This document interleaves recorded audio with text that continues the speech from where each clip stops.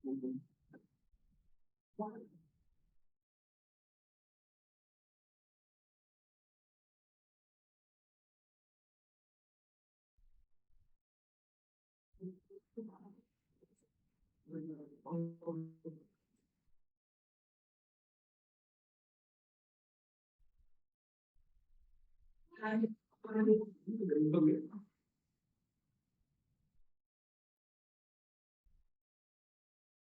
aja semuanya udah libur. Bu Mimba juga udah waiting list katanya. Prof Lee juga.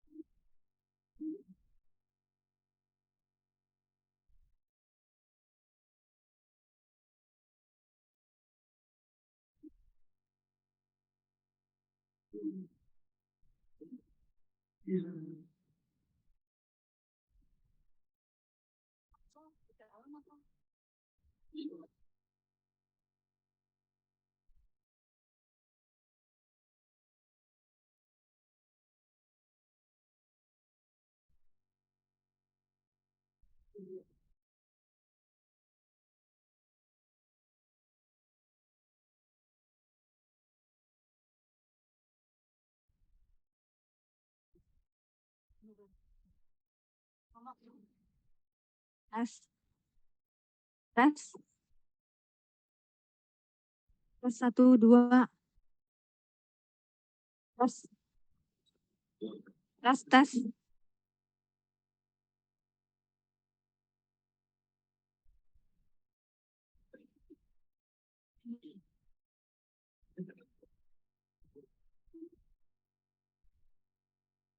tes.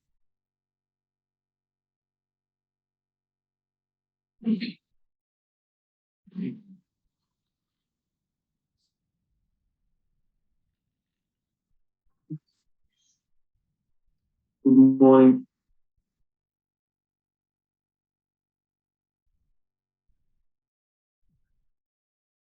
Morning, Rob.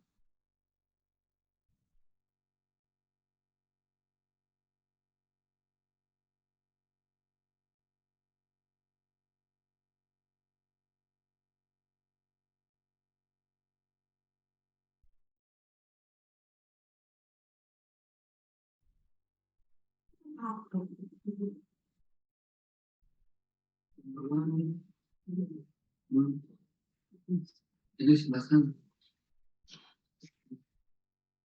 Kembali, ngomong nggak ada. Tadi yang aku Tes, tes, dan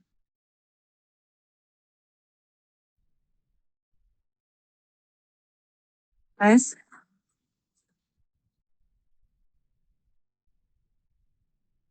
Tes.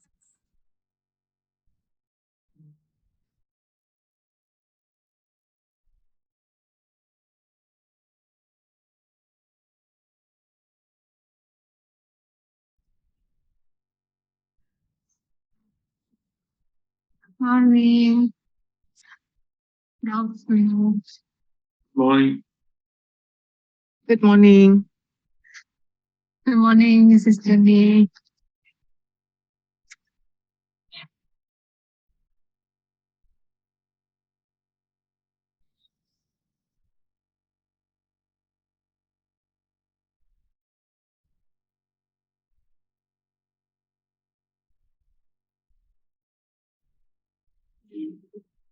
Good morning, everyone. Can you hear me? Yes. Yes. Good morning. Only come. Hi everyone. It's very nice to see you this morning. Thank you, Noel. Thank you, Robert. Welcome, Prof. Abby. Welcome, Prof. Recording in progress. Nimba, the University, and welcome, ladies and gentlemen, our respectable guests. Today we are going to have a big event. We are going to choose three top factors from our PhD students in Indonesia, Trisakti University, Udayana, and University as well. Without further ado, I would like to invite the founders of teaching research, Professor Roberts, to give your speech and guest lecturers. Thank you. The time is yours. Thank you very much, Noor. So can I just do a time check? So we're 15 minutes late. When would you like me to finish my address? Actually, okay. You can go ahead. Go ahead. Continue. Yes, it's okay. If you need 20 minutes, it's fine. Okay, good. That's excellent. So thanks very much, Noor. It's fantastic to join you today. As I indicated to the organisers, I am actually on holidays with my family, so I'm very lucky they've given me a short leave pass to be with you today. This is important to me to support your endeavours with this competition. And so what I have done, I've just prepared a few slides to just give you my sort of little bit, a little bit of guidance.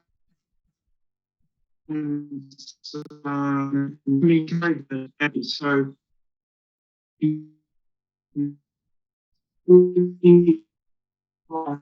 is titled Pitching Research Competition 2022-23 Indonesia, and there's a lovely photo there of my university, Bond University. So if I don't hear anything, then I know that you can see that slide.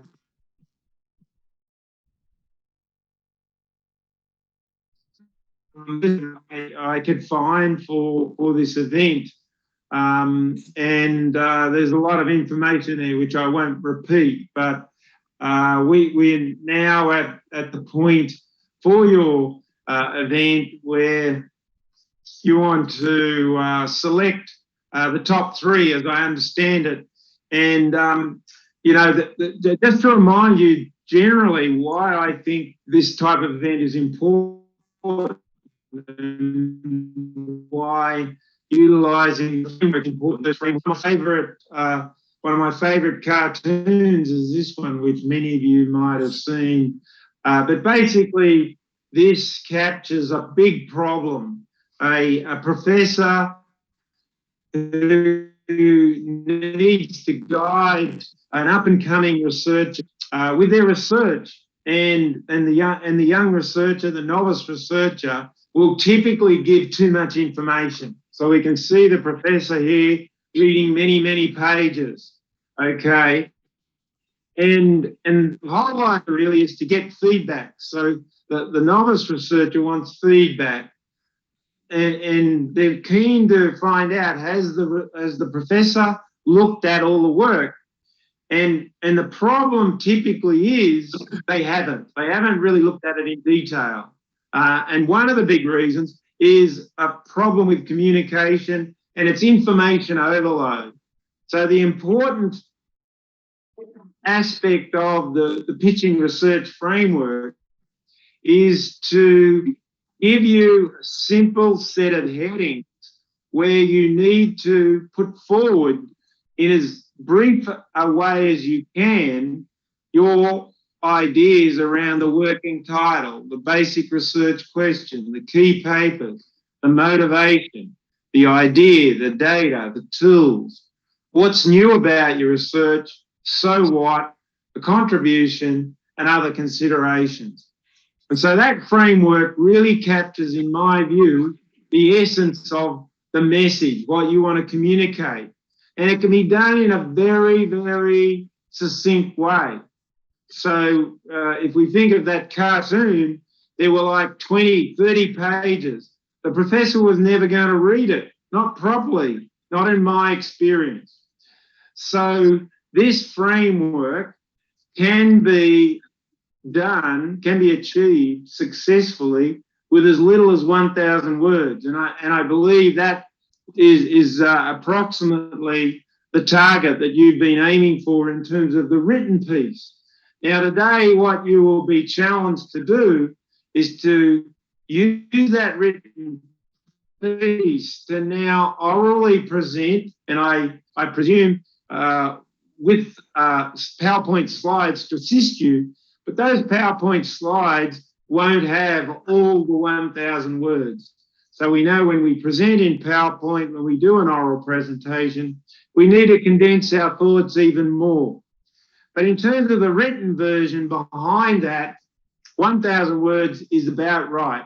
And I often think of allowing a little bit of leeway. So it could be up to 1,200, probably 800 will also work. But if it becomes much shorter than 800 words, I don't think being an integrated set of information that would allow the receiver, and the receiver is an expert. We must think of the person on the other side that we're pitching to as an expert in the field. Now, if we go much above 20% higher than 1,000 words, 1,200 words at the limit, if we let ourselves have more words than that, then I think we will head in a negative territory and suffer from information overload. Now, in terms of the guidance that I often give, both for the written version and more relevant for today, I guess, the oral version, are the 5 golden rules. So the 5 golden rules is that you should aim to be as clear and as focused and to the point as you possibly can be. You should aim to convey meaningful information, so not to let yourself include too much irrelevant information or padding information. It should be clear that you've put in a serious effort rather than just done something that is half-hearted and really not worthy. It should be connected. There should be a connectivity across all these items. And then the final of the golden rules is you'll know that you are successful if there is communication, that you're able to start a conversation. Now, in terms of today's event, we won't have tangible evidence of that because you're presenting to an audience. You will have a time limit. And one has to imagine, and I suppose from the judge's point of view, one has to imagine to what extent would you or could you, with this type of presentation, succeed in starting a conversation with an expert in the field. So really building on those 5 elements, to me, what I would be looking for, and my advice, you know, if you want me to give you some advice around coaching you, then the coaching will be, well, first, you must present, in my view anyhow, must present as if you are speaking to an academic expert.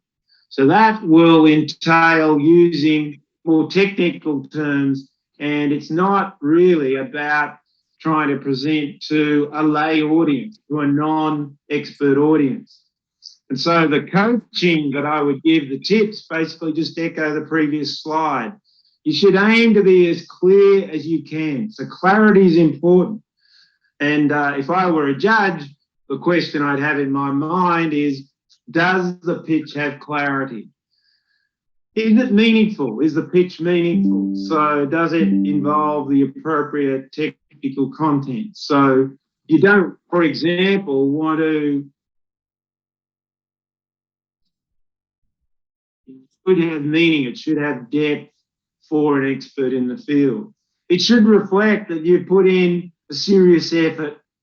As I said earlier, it should have and display that connectivity. So you don't want the audience or the receiver or the judge thinking, how does each of the items connect to one another? They should marry with each other and put forward a unified voice. And this is it, starting a conversation to an expert in the field. Now, a few other pieces of advice in terms of coaching, if you like, you really should aim for an on-time presentation.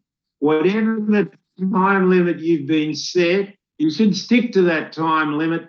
And if you feel that you are just going a little bit over time, then you should adapt to that.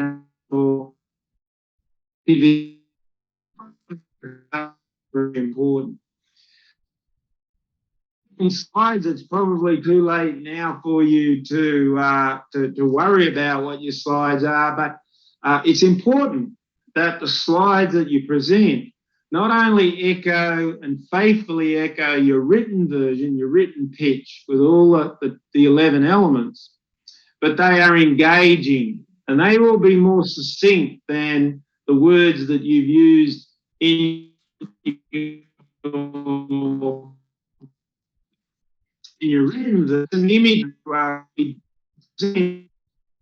it's a good strategy to have some engaging images.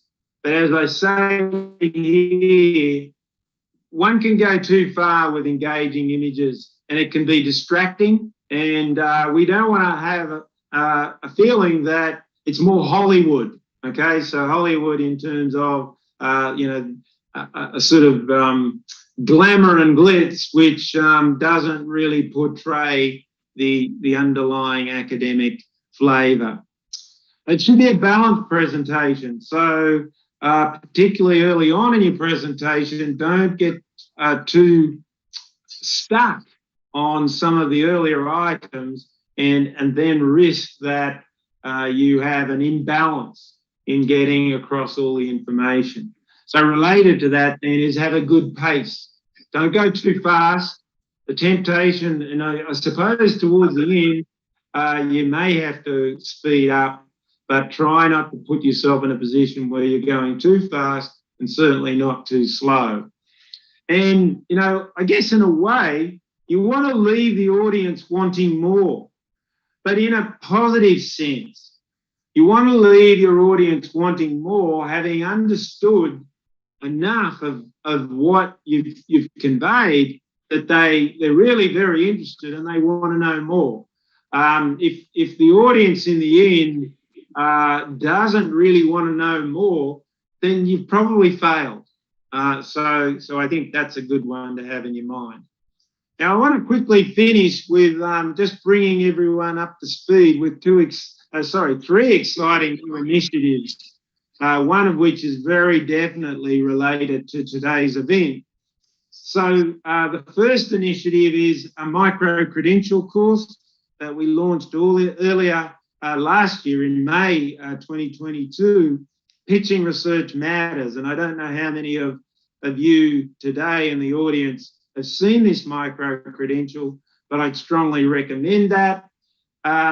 Today's session is really part of the next edition of the Inspires Global Pitching Research Competition, the IGPRC for 2023. We're about to launch that in March next month. And your participation in this Indonesia pitching research competition will be related to that IGPRC. And then very recently, through Inspires, I've launched a centre, a virtual centre for responsible science. So the Inspires Centre for Responsible Science, the IC4RS. So if you're interested in the pitching research micro-credential, this is a link, and I will share these slides with the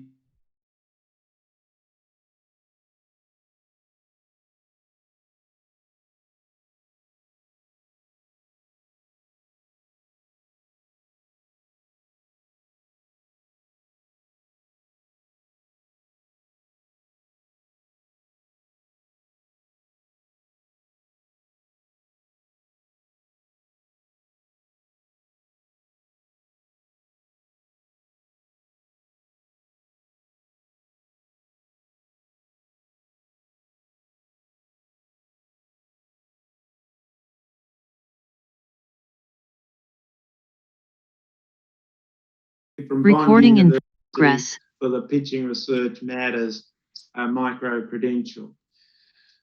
Just a few more words about the 2023 IGPRC, the Inspires Global Pitching Research Competition. This is a slide used for the inaugural competition to summarise how it works. And this is what I envisage will happen for the 2023 version.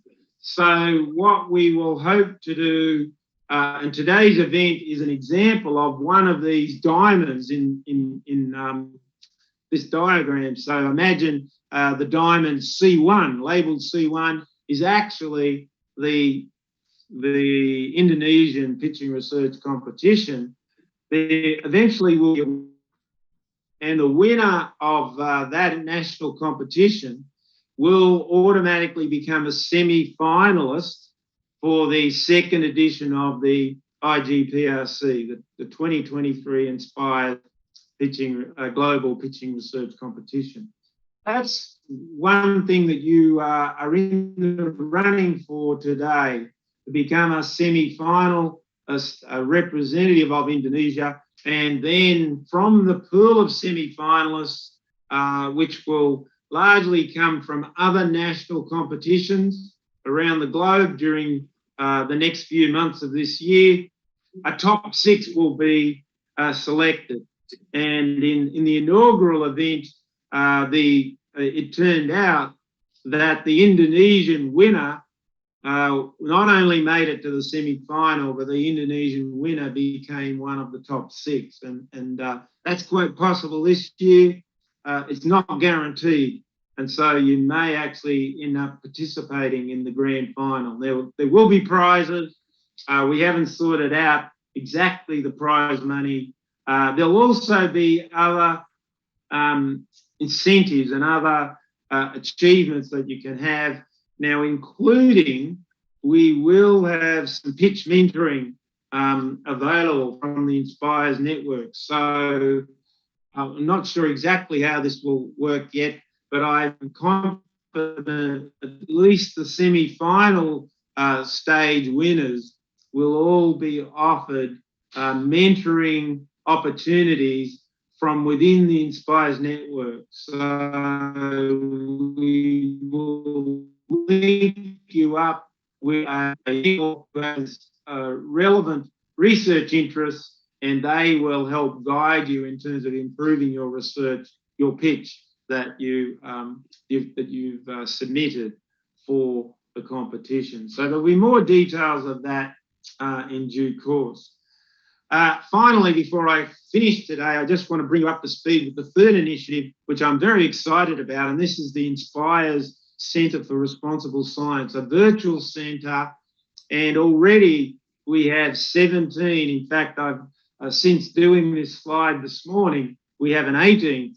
So we have 18 nodes from around the globe, and I've highlighted in yellow, and I'm very pleased to acknowledge and thank Dr. Noor for agreeing to be the Trisakti University node leader that will be important in facilitating, encouraging a variety of different responsible science practices at the Trisakti University. But indeed, we have 16 other universities, 16 other universities involved, and these span 16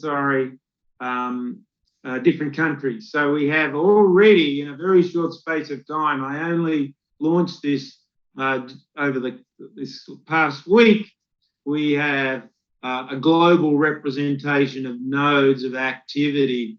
And this will be really the focal point of activity that I will be driving. It's very significantly linked to Inspires. And one of the big activities we will be doing, but certainly not the only one, is the Inspires Global Pitching Research Competition.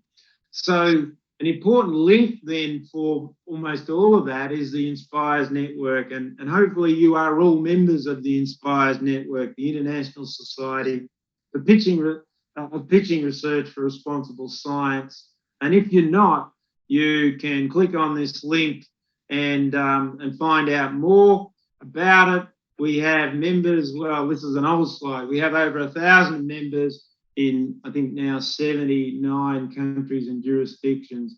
Obviously, we have members in in Indonesia, and we would be very keen to have more in Indonesia. So I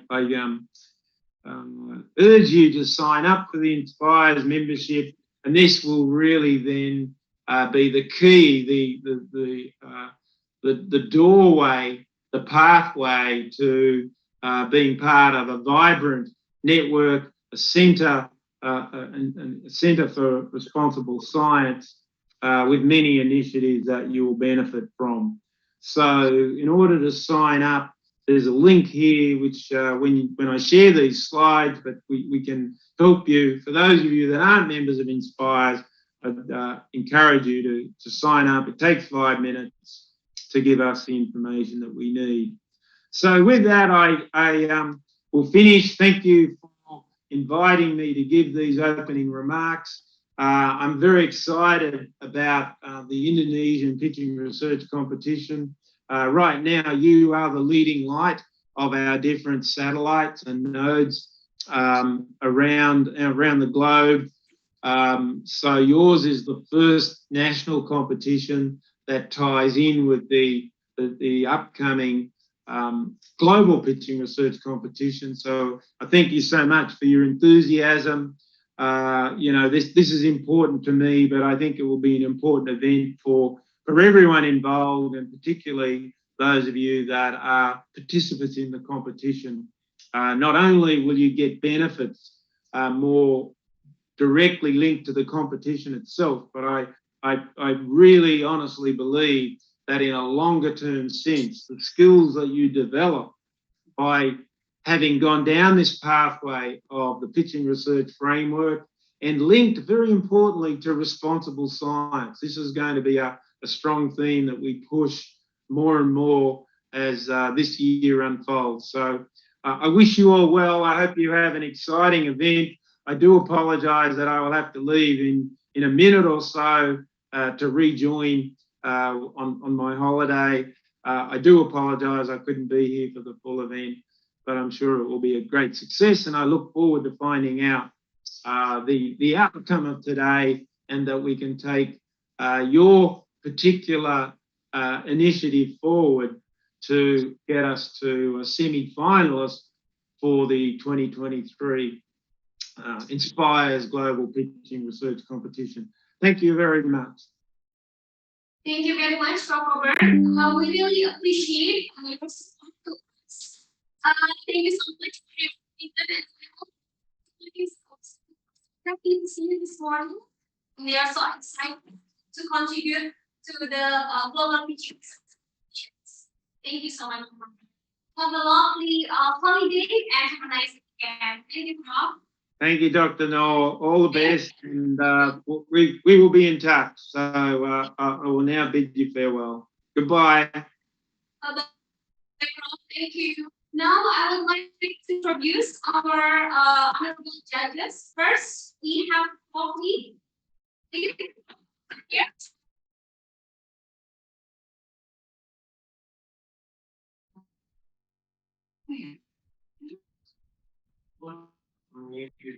Slowly. Sorry, Morning, everyone. Morning, Rob. All you and I'm going to be here.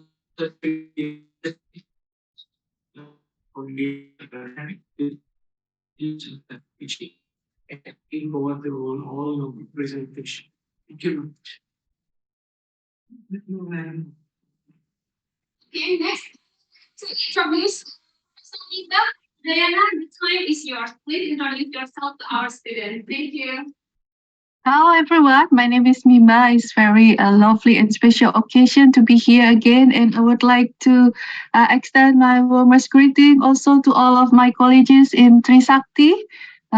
Yeah, and also to Pak Lee. Selamat datang. Welcome in Indonesia, Pak Lee. Okay, that's all, and I'm very much looking forward to hearing your presentation.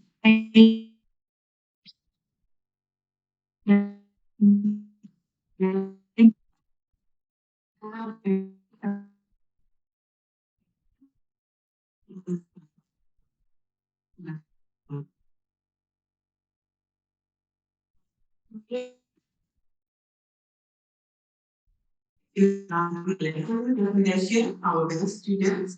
Hopefully you guys perform very well today and give a lot of questions, take some inputs and inputs.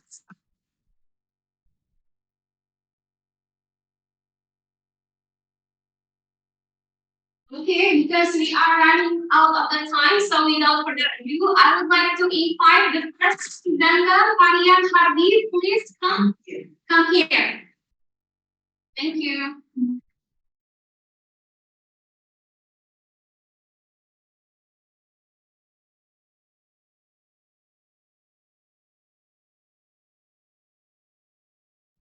Yeah, you come here. Yeah, you need your no, I mean the laptop or microphone here. Yeah. Yeah, I think that and then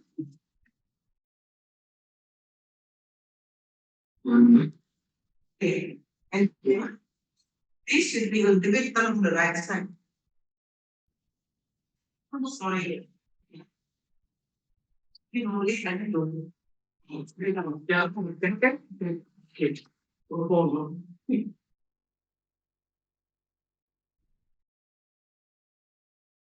Yes. this should be the view. Microphone over there. Yeah. You can stand up as well here. Yeah.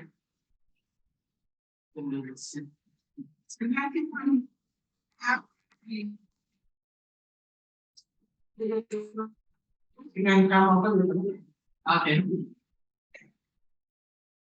Kamu apa lebih? Yes. Mas, ya.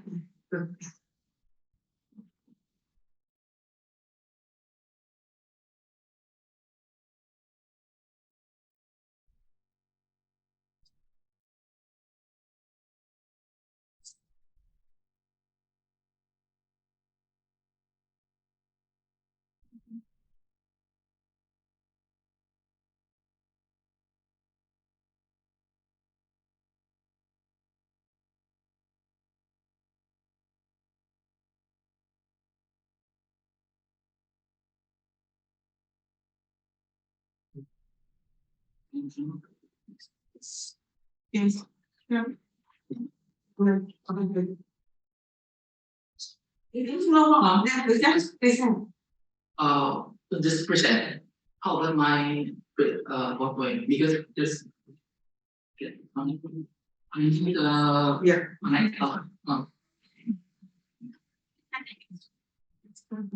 It's good. You better share too. Bapak the question share the school. Sudah aku kirim semuanya Bu. Ya, supaya ini dirinya timbul mau share nih, Pak. Share di Zoom. Wow. Okay. Yes. Okay.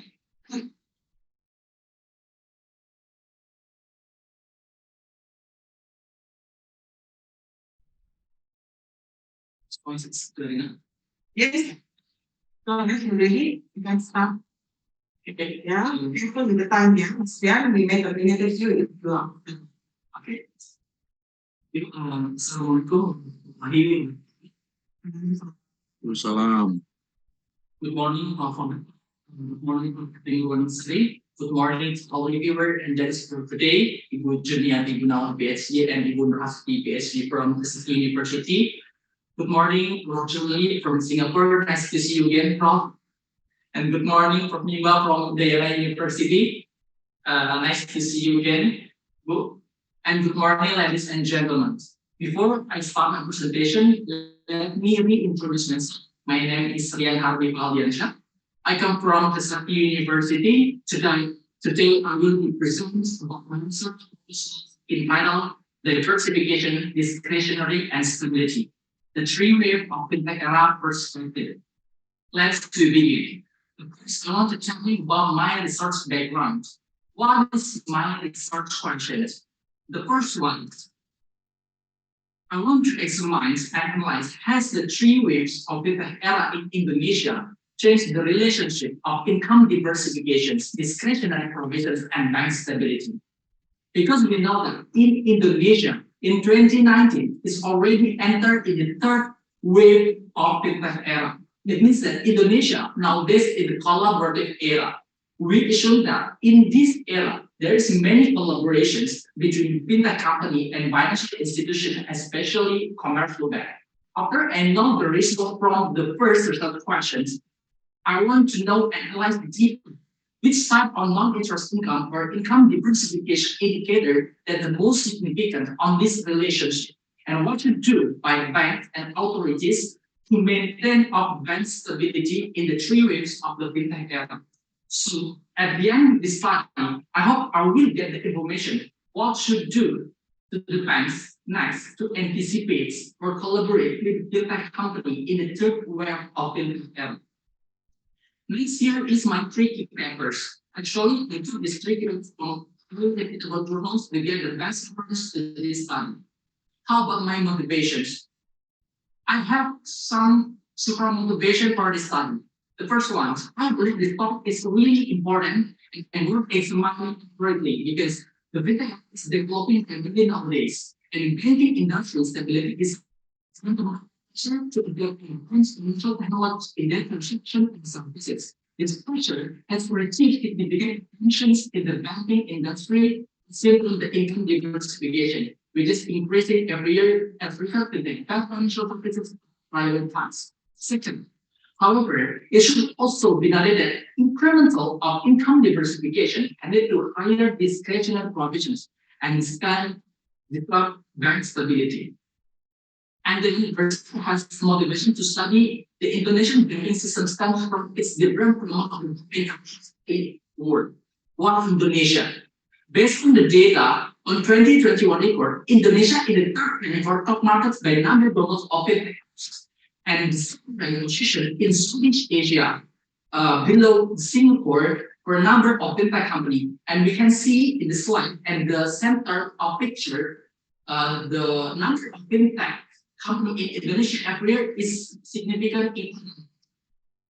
In addition, the study has the motivations to add the literature and knowledge of how income diversification and discretionary provisions affect bank stability from the perspective of the three waves in era in Indonesia. Let's the terms. I guess that those 1 years. First one, Indonesia has entered third wave in 2015, redefining the business system to be more collaborative.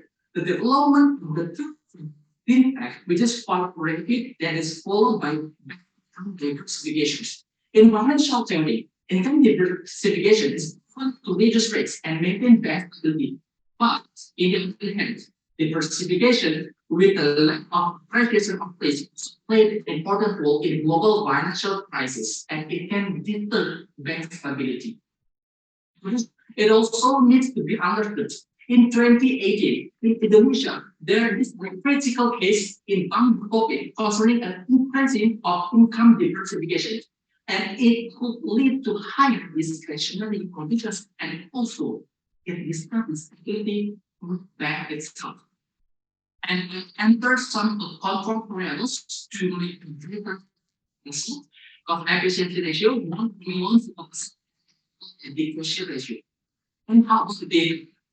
The system population of the study is 902 Indonesian commercial conventional banks. The researcher will use unbalanced panel data in study because unbalanced panel data are more likely to be the norm or better data in the typical empirical research.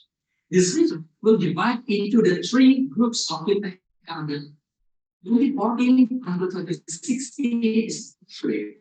2018 in second wave and 2019 to 2022 in third wave. How about tools that I will use in this time? I will use for econometric software in this time.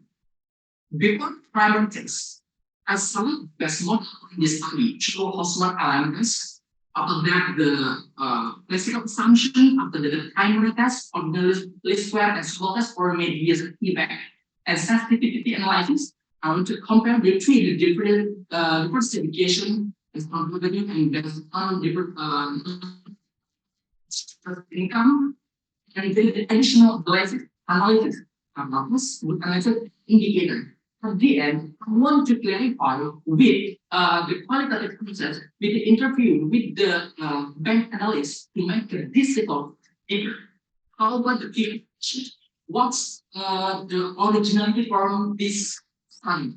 The first one, I modify the measurement of discretionary provisions by adding long-range storage indicators into the calculation of loan loss provisions based on IFRS 9 2014 Basel 3 number, Basel 3 in 2019, POJK number 11 in 2015, and POJK number 48 in 2020. Why knowledge spread? Knowledge spread is one indicator that results in credit loan events, and we must consider this event in determining loan loss provisions.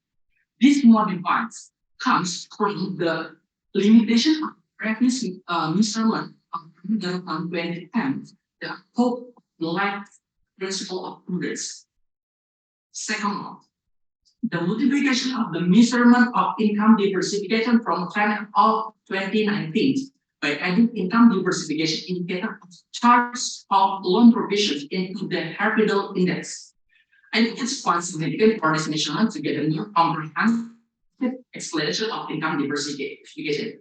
Based on the previous research in the picture, in the second picture, 30% of non-interest income in Indonesia is come from charge of loans provisions. So I think charge of loan provisions should be separate indicator in the Harvard Index for income diversifications. And the third one, what is my originality? I try to make a deep analysis or indicator analysis and compare the hypothesis based on three-wave fintech era because the development in fintech era is greatly influenced to the growth of the new types of products in banking that can in discretionary behavior and bank stability. Here is my last slide for the bottom line. I have two contributions, theoretical and practical. For theoretical, the study provides a new measurement of discretionary provisions and income diversification as step as cautious prudence accounting principle applications.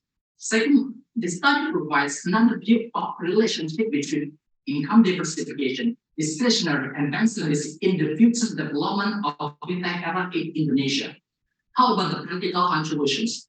I think the study provides new information for bank analysts in assessing loan risk in terms of discretionary provisions and for income diversification that lead to bank stability. The study is expected to provide an advice for Indonesia financial authorities or OJK in determining regulations related to research on loss provisions and banking product diversification and this mitigation in terms of maintaining bank stability. Last but not least, here is my consideration for this one. I think this study needs collaborate with internal bank analysts, risk mitigation divisions to interpret the results of the lead and product analysis to qualitative process because we make mixing sequential the quantitative part to make result to make conclusions. I need the interview from the experts.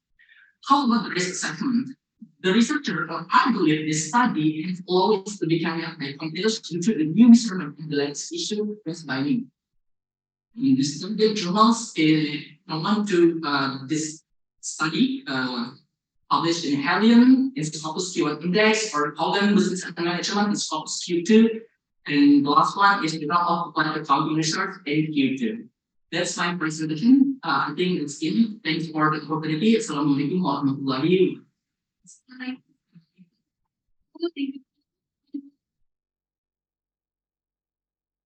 Saturday morning. Okay. Now, yeah, now we are going to invite our judges to give comments to Pariam. Probably the time is yours.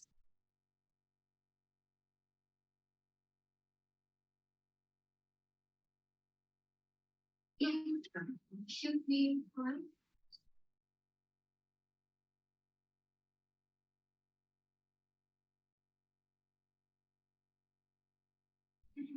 Because Okay, we have Budiba. Is there any comments from your side to Pariam, please? Right. Okay, Bunur, thank you for the time. So first of all, I would like to congratulation, yeah, to Rian. It's a very nice presentation and also a nice recent idea, because we have like four judges. I just would like to raise a very short question. Could you clarify to us why your data only focus on conventional commercial bank, while now we really also realizing that non-conventional bank is attracting lots of attention. So could you please elaborate to all of us, Rian? Yeah. okay, thanks for Mima. I'm trying to answer your questions. Why focus on the conventional commercial bank? Based on the data, conventional commercial bank do one of the most contribute, the biggest contribute to the Indonesia Indonesia is like GDP. Yeah, Indonesian GDP for in Indonesia. Why not maybe China? I just conventional commercial bank because the measurement of structuring indicators for professional loans and between this Sharia and conventional, it is different regulation. So I can mix it into my. I think that's you know. Yeah. And about you know that the number of the bank in Indonesia quite a lot. So would it look like if could you explain to us whether this kind of research also applicable to um, the other bank, for instance, in Europe or other countries outside of Asia, and why? Thank you. Okay, thanks for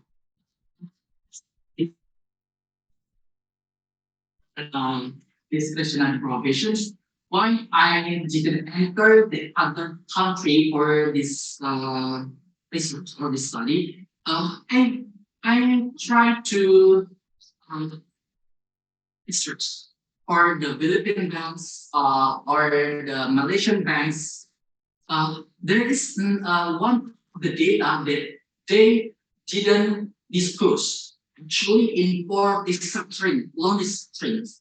So I think I have a difficulties for enter it into the one sample if I don't have connections to the regulator in their country because I try to research uh, does Singapore they disclose how much the loan restructurings and Indonesia also. So yeah, this is actually this is the second time that I am questioned by my that is called my before like that me but Yeah, thank you, Rian. So all the best for your study. Yeah. Okay, Bunur, I hand over the time to you. Thank you. Thank you. No, I don't have friends. I'm from here. I don't know if she asked. Okay. Thank you. Yeah, I just want to ask how the young can respond to my previous feedback. Do you remember my feedback? Yes. How did you respond? Okay. Thanks, Wojani, for the question.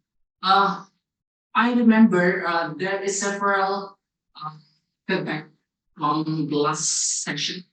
The first one, you asked me what the way for my research questions. I already changed my first research question because you said you have to focus on the data and don't income diversifications. You said like that. So I changed my questions from the those income diversification discretionary to government stability and now with which the most significant bank capabilities in maintaining bank stability in the three web of the era. So I put the intentions to how analyze in the three webs fintech. It's the first one. The second one is like, why Indonesia? So I enter your comments into our motivations. Why put Indonesia as samples? Because I get the data from the uh, flyer. So Indonesia in the top rank and Indonesia in second rank in Southeast Asia. That's I remember for from your comments last session. Okay, three ways to be analyzed. Don't forget that this is important and interesting, yeah, you see. And again, back to Indonesia, you put the total asset as the control variable. Yes. Very good. Yes. Okay, so we have the secondary data here. Yeah, it's unbalanced, right? Here. Okay. Also, it's later on when you get the data. And then when you present it, yeah, focusing on why is it important, why is it new, the background of how private Indonesian banking adopt the bank, positive and negative impacts will be included, not only positive. Yeah, like how they can tackle with the data security issues. Okay. Okay, make your research balanced. Now a lot of research putting a lot of positive things without thinking about the negative things. Yeah. Roger and I will discuss a lot with previous years, talking about previous issues. Thank you. Yeah. I don't want our research going to the new issues again. Okay. So balance is very important in your research. Okay. Okay. That's Thank you very much, Roger. Big applause. Now I would like to invite Bunia. Please welcome to the room, Bunia. Thank you. thank you again, all guys. Yeah. Thank you.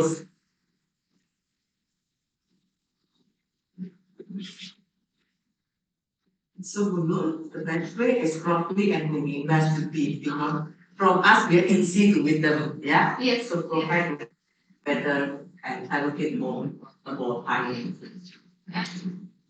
We have added like some comments on Monday, so I think it's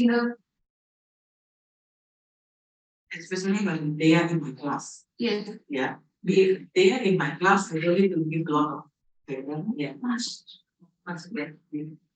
Nah, mereka bilang ini loh, Mbak, ya, nggak ketemu. Oh, masuk. Enggak. Who was get Still somebody's coming in. Or? Yeah, yeah. Oh, Dia, maybe.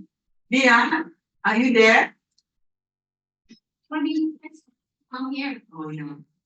They're finding like and of the and when the student is my class, you can give back. When the student in your class, you can give home. So like they are this word, you don't need to give by it. Yeah. Yeah, to give and really don't yeah. No, people interest. Right. Yeah. And yeah, is my class, I don't need to give anymore.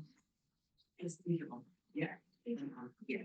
Then this one is what's called Yeah, that's plus.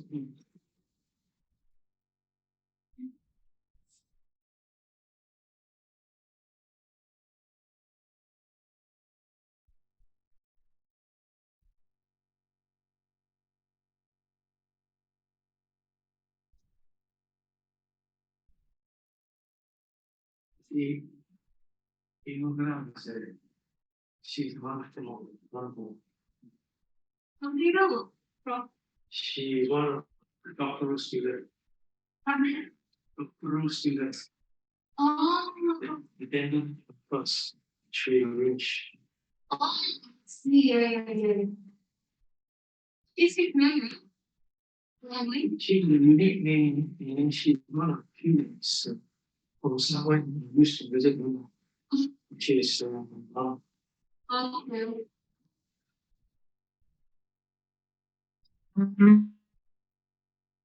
yeah, sure. It's good. Yeah.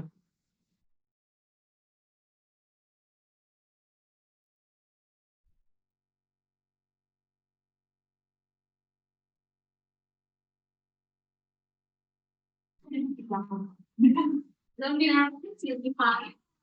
You're gonna be the speaker. Oh, yeah. You're being very with that. Oh, yeah. You're not really. Yeah. You need to speak with the microphone.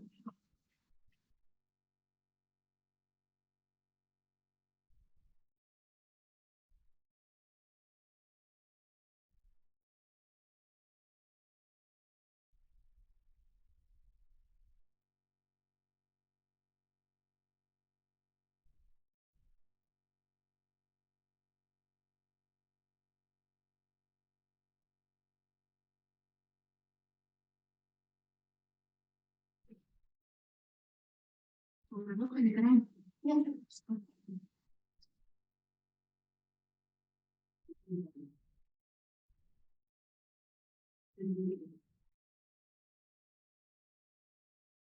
Do I need to turn it on the microphone in Zoom? I think it will be double. Under this one. Yeah.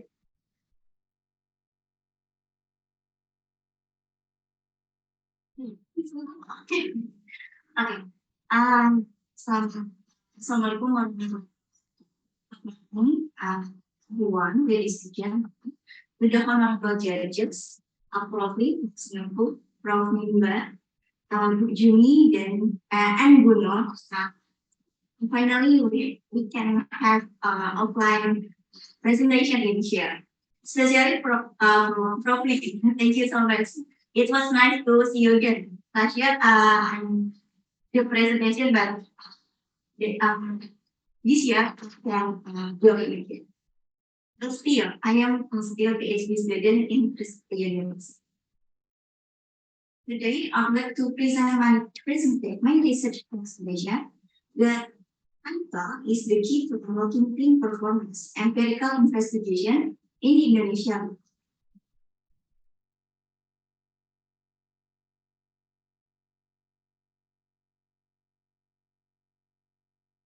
Basic research question in this research is what is the key factor to unlocking team performance in Indonesian economies? Does financial efficiency play on it? There are few key people for this research. We have 5 key people to cover and explore what this research. Motivation why I choose this, especially in football industry. The first is because football industry is the world's most popular sport and wealthy in terms of club revenue and player expenditure. But there are still concerns about how they manage financial management. The other motivation is the economic value of Indonesia French competition in Indonesia can reach until 3 trillion rupiah and also attract more than 100,000 workers in domestic football. But still, there is no organized development in this industry. If we can have more organized development, it can be significant for multiplier effect. The motivation is this is an interesting area with research because we can see how the sport can incorporate economic concept. For example, employee parents. Other motivation is research based demonstrate Self-management give dynamic capabilities, which can lead into prominent. The other motivation is respect industry represent and combine both people, action, and business. So we need to know how they do brand capabilities in this industry. And last one, as we know, last year we held Qatar 2022 World Cup. It approved sustainability is very well. So we'd like to know how the sustainability in football industry can be helped in Indonesia. In this research, we have three independent variables. The first is brand capabilities, the second is talent management practice, and the third is social fair play. We have one dependent variable, which is team performance, but we define to be sure. The first measurement is for performance, and the second is financial. We have one moderation variable, which is financial efficiency. So we have seven hypotheses in this research. Let's put this research. We have one brand theory, which is brand behavior theory. This research is quantitative research using primary data through questionnaire. The questionnaire we will use stuff which has from 1 until 6. For the samples, we chose the classic sampling technique, and the respondent is the fans of Indonesia that working in finance department. Why only choose finance department? It can they reduce the bias of this research because not all of the fans of Indonesia understand what will financial economy in Indonesia. The minimum sample is 300 customers, and the tools that we use is smart tips. Let's new from this research. This research will initiate research stop from performance in Indonesia and new empirical evidence from that explore the association between sport and performance. Plus one, we see financial resiliency. Does the moderate effect within the independent variables to dependent variables? So from this research, we can see how to increase team performance in Indonesia because we have so much human resources in Indonesia and so much football club in Indonesia, but the success of football industry, football Indonesia is less in international level. And also we could see we could have citation of the Indonesia Football Association and Indonesia Accountant Association to have collaboration regarding how Indonesia football company report their performance in their best FIFA rules citation. And also the last Indonesia club will increase their capabilities, talent management, social play to have the best performance of Indonesia. And the contribution from this research is to extend to reviewing their independent variable and dependent and importance of so we could see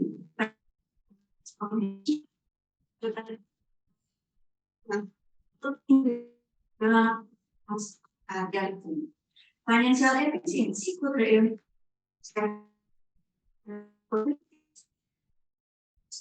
and social progress, routine performance, and all vice versa. Plus, even though the performance is you have many research, but there is still like stopping the country. The target journal is journal of sport economy that index the schools in saya it's from research. Yeah. Thank you everyone.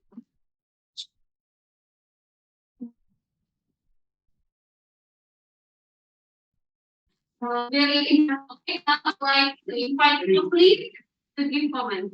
Thank you. Yes. Okay, hi, I'm William. Nice to meet you again. Thank you for the presentation. You mentioned a very interesting point, and even in football, we can sustainably involve. So my one question that comes to mind is that when you are thinking of how performance can be raised. So when you want to measure performance, what is your yardstick? Can you even what is the yardstick? What are you comparing against? What is comparing about performance? Yeah. We try to compare about sport performance and also financial performance. Yes. So we could see two facts in this research. How to see what is the effective performance with financial performance. The realistic question is see when you say somebody is tall or short, you're comparing something against something. Yeah. Okay, so compared to you are taller and short. Okay, yeah, someone who's 17, okay, walk with 1 meter. So when you want to say performance, they must be such so the sequence yes. So here is that you're comparing all the Indonesian club, but who are you comparing against the best one? So that you can say that in better or worse, or they really wanting to compare in terms of themselves year one to year three to year five. So what do you think? Okay, for the Indonesian club, we have three level club in Indonesia. Right, Club, second, and the right. in this research, we only use the first of primarily only. Yeah. So the premium club. Yeah. So within the premium club is how many clubs inside? Even there is 18 club in Indonesia. How many? Yeah. 18. Okay. How do you know that of this 18, which is the better, which is the worst? And how do you proving 18 is the best one? Okay. The Indonesia Football Association, was ESSI in Indonesia, they have the data year by year, which one the top one till the last one for their performance. Okay. So if it's the best three, is it good enough? Those that is the best three, are you considering that they're doing well? If not, then where should they go? What I see, the we for financial, for example, maybe the Jakarta sure they have financial performance is running good or not. Because uh, there is no rules in Indonesia for financial reporting, especially in Indonesia for football. So there is no transparency. Some person suggest you maybe you could take some class to see that you know, because you mentioned you need to improve you can also see there and use the benchmarking and some of the standard you may not have. If you look here it is where at least you have in the medium three top this in that premium is doing well. Really doing well but those that's where you have worse. Influence the company wants to internally growth. Yeah, thank you for your input and this. Okay, thank you so much for please now I would like to invite Mika to give comment kemudian. Yeah, thank you, Bunda. Congratulations, Kian. So, football, like also fans. Yeah, accompanying my kids. Yeah, here is what is the interesting is to me that you really would like to research something that not so many people done yet. Yeah, so here, but our talent is here. When you say about team performance, uh, you also already measure the team performance. You said that sport and financial performance, yeah, Gian, yeah. Yeah. So you also measure in the individual level and a team level. How you measure it? Could you elaborate us in briefly? In this research, we only use individual improvement. Individual level only. So Individual. um if I understood your answer that you mentioned in individual level only, yeah. Yeah, for this research, we only use individual. Because if we use template, there is no data for visual performance. Okay. So these are also the things that could be considered that when we talking about team performance. So it's a very appropriate when we could measure in the individual level and team level. Yeah, this is the thing that inside that I do hope that you will be able to find out more some measurement that could measure the team level. Yeah, because individual and team level should be like blended. Yeah. And the other things that it is very good that we would like to do the research that we could contribute to the regulation. But I would like to know, Dian, yeah, indeed, we in Indonesia have a very potential things to improve our Indonesian leagues club, but we also know that the regulation we have it, but the challenge is the regulation implementation has not yet done in a all in the proper way. Mostly loose implementation. For instance, like you know that in UK when as a when we watch the football, when it is not allowed to go down to the field, even just to say hello to the players. And if it is like that's the case, then you will be like get penalty that you are not allowed to watch the performance live a whole of your life. But in Indonesia, yeah, we know the case. Now, based on this, how may you really be sure that your research could be like applicable and really worth it for improving the regulation? Could you just convince us, Dian? But indeed, it's very interesting. Yeah. Yeah. For the safety regulation, we must be with this research, we answer to grant capabilities. Grant capabilities, which is the state stadium, sustainability stadium. Stadium not only set player in the football team, but also set for the fans of the watch in the stadium directly. Yes. Yeah. Okay. And it, what will be you already finished all of this data collection, Dia? Not yet. Not yet. We are Okay. still students. I would like to know what will be the most challenging parts in your data collection and how you manage or have some alternatives to overcome that challenge. Yeah. The challenge from the data collection, we need to find the right friends that understand about finance economy in Indonesia. Because when we have see the friends, but they are not understood about finance in business. Because we have financial efficiency in here and financial.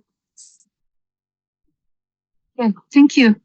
So all the best also for your study and over to Ibu Nur again. Thank you so much. Thank you so much, Nima. Thank you, Prof. Nima. Itu. Okay. Okay. Saya. Mhm. Ah, and you say it is individual level only, but the title says team focus. And here on this particular PPT slide, it's also team as no individual. How do you represent some of these two? Okay. What I mean from individual, no? Like because this research using quantitative data, use question data. So we see how the perspective from individual is so it's not this day. Great, thank you. So from my perspective, overall, the media is quite a partially is continue really up to date with the problems in our country. And second of all, the key papers very strong motivation, very clear, evidence is very clear. So for me, the parts are good. Thank you, Bruno. Thank you, Lydia. Thank you so much. This talk. Now I would like to invite the third presenter, Februari with the topic blue carbon financing. Clear? From the domain of it, Februari. Oh, Februari is online ya. Februari is here. Oh, Februari is here. Okay, Februari, please come to the main. Thank you.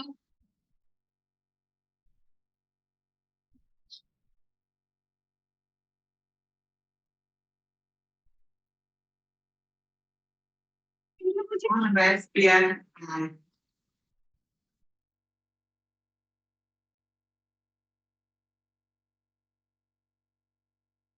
Yes, yes. I think you need to connect your laptop. People. It's something that I so serious. Yes.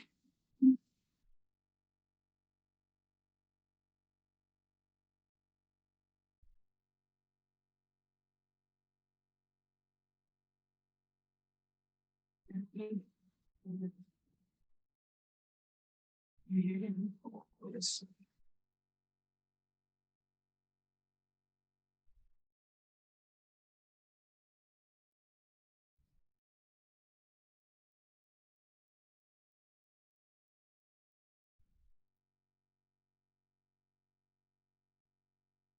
Like, clear. Okay.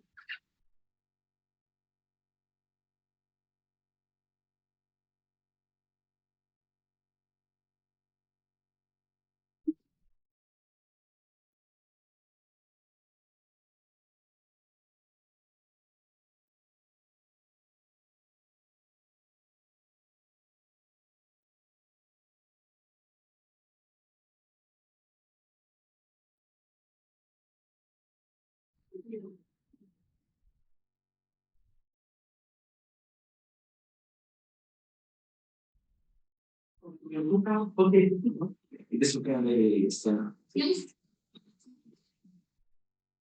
we bring the Oh yeah, but really check.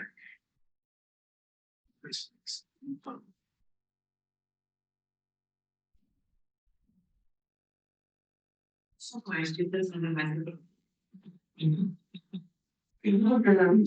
On the unit things. I don't want to get them so big. Yeah, listen. Okay. No.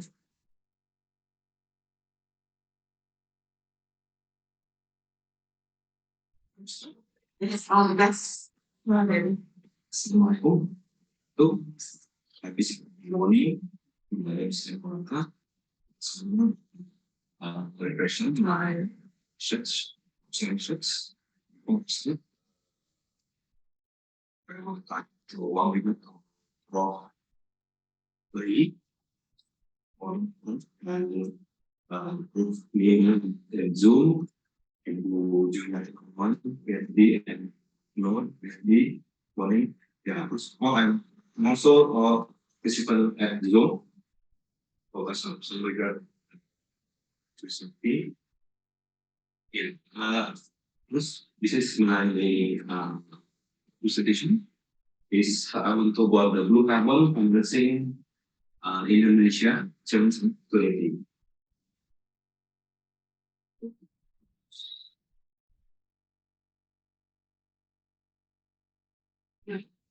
Uh, this is the opening. Indonesia is one of the largest country in the world with the biggest flying coastal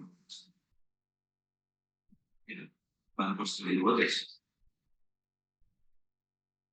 This way, yeah, this is consists the blue and Indonesia is 70%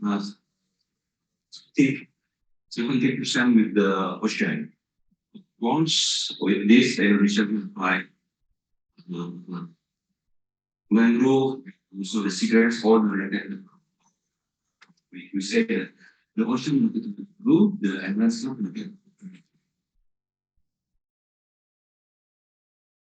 If we talk about the mangrove, one of the blue farm, this mangrove, according the World Bank said statistically, Indonesia hold 20% of the world mangrove hectare and the most diverse mangrove in the world. It is about consists 92% species. And also, the mangrove can store 1 billion ton of carbon. It is like equal with the greenhouse emission from approximately 1.5 billion vehicle per year. It's quite huge, I think. And some studies said that it is more bigger than the landscape than the forest.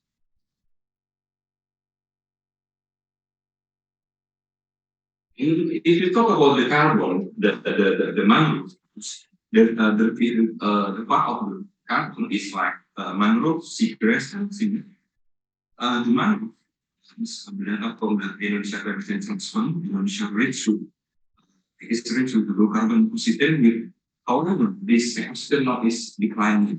That's a lot of benefit of the mangrove, the benefit is nursery ground, and then coastal protection from induction, wave energy, etc. However, there is threat in the mangrove now because illegal logging, deforestation, and constant pollution. Because like aquaculture and maybe in some part of Indonesia they build property near the coastal and cigarettes. Many benefit from cigarettes and also there are also the threat from cigarettes like for sedimentation, pollution, and unsustainable manufacturing. You talk about Indonesia. The government of Indonesia in the Vision 2045 said the maritime sector contribution will reach about 12.5% GDP in 2000. So if starting now, there is a gap because the APBN, the state budget, only can finance distribute 20 until 25%. There is a gap how to fulfill this policy. In the description, why we need blue carbon initiative financing? Because blue carbon is one of the marine store in the coastal and marine, and you know like before I give information the Indonesian huge the mangrove because however it's still in cost to restore.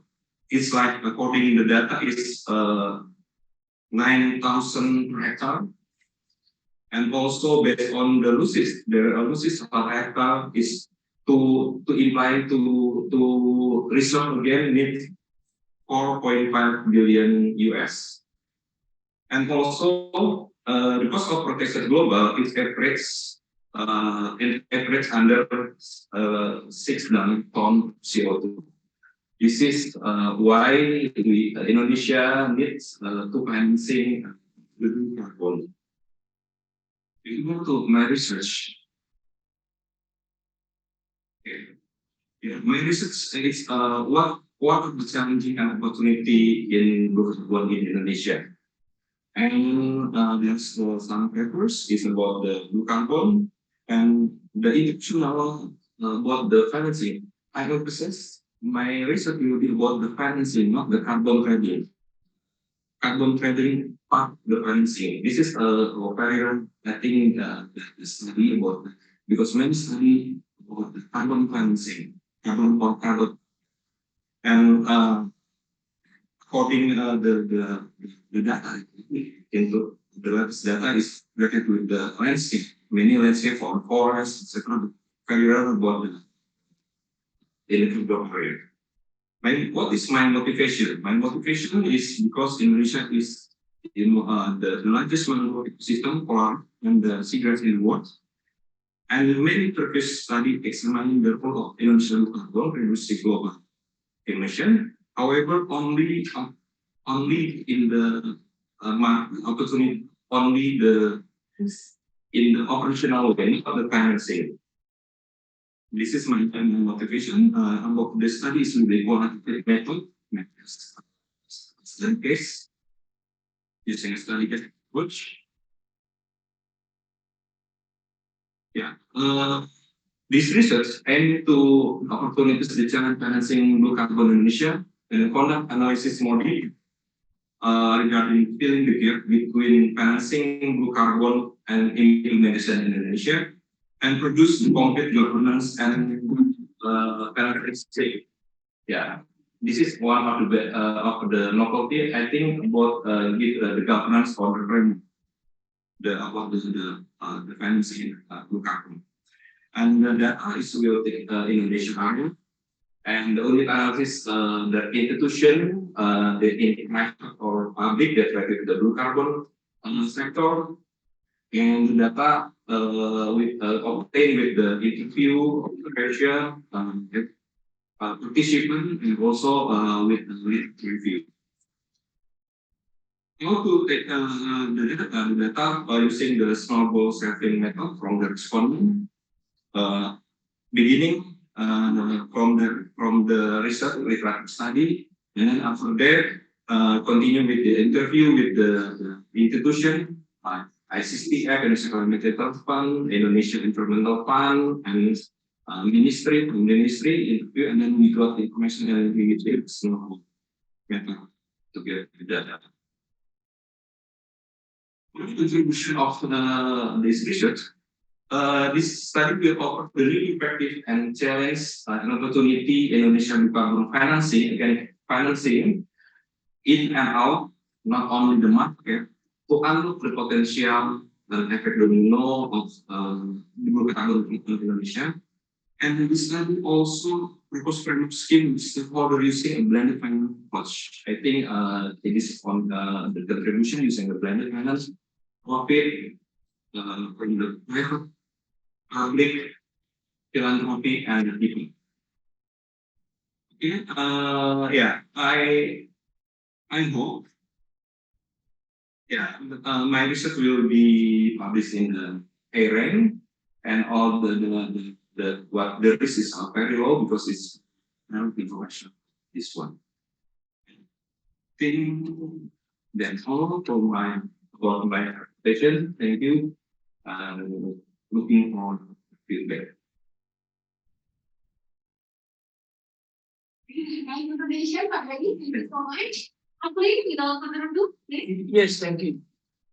And thank you very much for this paper. Certainly, something that is very topical, that is very significant in today's world. Right? If you want to be linked through initiative, if you can see only presentation, this thing, what is the return of investment? Because for a financier to lend money, okay, and I can understand what you're saying is that it is not obvious to me why would anybody go to a bank get financed when they are not clear about the return of investment. Can you elaborate on the return? Yeah, sure. Yeah, listen. According to my research before, the carbon, the blue ocean need many private it's main institution like the banking, not even due to the high risk, However, some risk there. If the okay, high risk, it can be using a blended finance approach, meaning the public or government try to mitigate the risk first, try to give education or give the grant to escalate to mitigate risk, and then after that the bank will be give finance to this. You have an answer. You're saying higher risk. When you say higher risk, it means what higher return. Yeah. But what is the return? My question is, what is the return? What is the return for going to some whether it is especially in this? What's the return? Yeah. The return. The return not only the financing, the ROI, the return on investment. It is about the like sustainability, the what the how to say the in invisible of say Indonesia invisible not financing not financing invisible that you could let's say like for example when the bank want to invest in the video aspect the bank won't invest the bank will lend yeah that is their license yeah okay. So the question is, there are intangible benefits. Yeah, the challenge is for the people, the investor, they will still ask the question, the prime and what is the return? Yeah, but before this is still not developing yet. That's why it become not regulated. Okay, I give you when you go back and think linking the return to come. It is the most immediate you can link. Yeah. You say you are not looking at carbon trading, then you have really cheap of the return. The big that is already developing, and there are concrete numbers of how many dollars the carbon ton. Yeah. Okay. Yeah. It is an important return. Don't look for all the other way because once you talk about investing in your private. Yeah, return is very significant. Yes. Okay. Okay. Thank you. Thank you for that. Thank you, Prof. Lee. Lima, is there any comment for our presenter? Yeah, Bunur, just a short comment. So, this research is the topic is very recent and very urgent, especially for us now in Indonesia. And you present about the facts in a very detail. However, if I could advise Pak Dery, because your title is about challenges and opportunity. As a listeners, I would expect that you make it in a more classified way under the subtitle challenges, blah blah blah blah blah, and then opportunities, blah blah blah blah. So I think it will be a very clear to the audience. But the pictures that you show to us is already very good. And now just the recent event that you also could include in the opportunity, the event that we had on the 23rd of January 2023, when at the time the World Economic Forum joined hand with Indonesian government to sign the partnership to scale up the nation's ocean ecosystem restoration and conservation effort. So you could more and still update your your data here and also the information.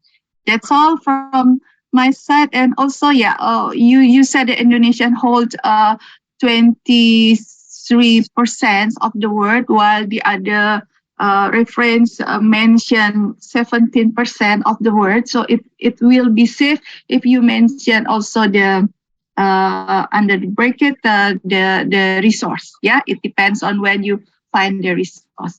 Overall, all the best for your research, Pak Dery. Thank you so much. Yeah. Thank you. Really, can I see a slide for contribution?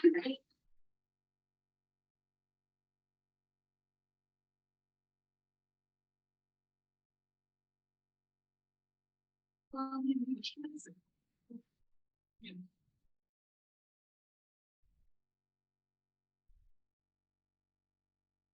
I want for the score.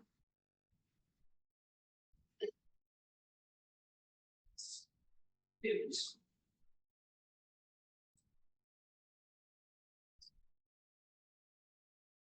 Is the people's understanding of student bicara ability to look around for balancing. Yeah, I think I need to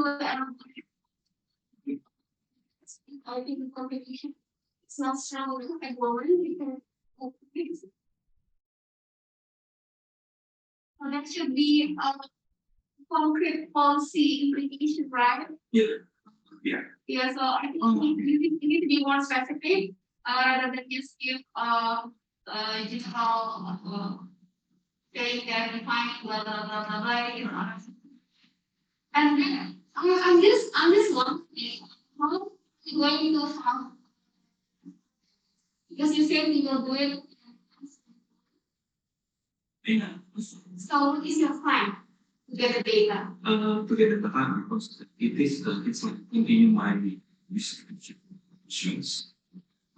Um, so the next thing will continue with the continue with the view with the sekarang ya the from government institution or I know I would give a study obvious, but you need to be specific. For examples, for how many target your students. okay. Ones. You mentioned many parties, ministries, banks, Yeah. many communities. How many? Is it five each institutions or Okay. then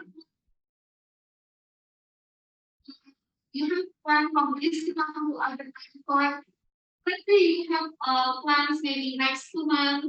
Yeah. Good thing is to be because otherwise this like still blur picture for me.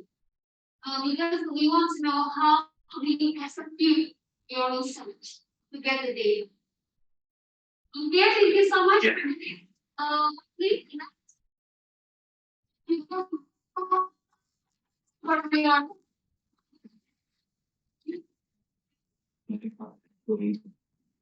getting next, I would like to invite Buweni Saitri. She's online. Buweni, the time. Yes. Thank you, Ibu Lars. Good morning, everyone, and also good morning for the honorable judges. Let me introduce myself. Hmm.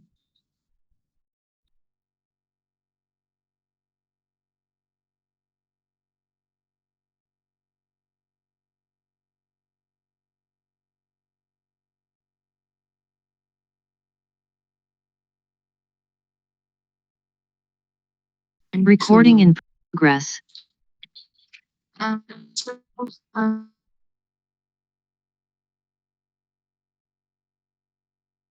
this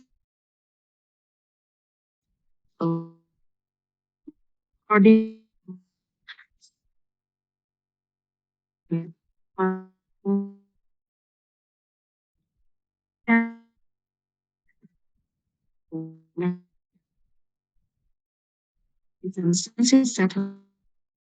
uh, meanwhile, on the other hand, the increasing number of fraud is also increasing the number of the importance of whistleblower. And a CFA is also noted that 43% of frauds were detected by the employee tip, which is mean that the fraud is first detected by the report from the employee of the organizations. And usually they use telephone, hotline, or email to report the fraud that happens in their organization. Whistleblowing consequently seems to be a successful strategy for drawing attention to occupational fraud. And some see whistleblower as a heroes, saviors, selfless martyrs, and people who will risk all for the greater good. Meanwhile, others see whistleblowing as an individual moral obligation and an act driven by the conscience.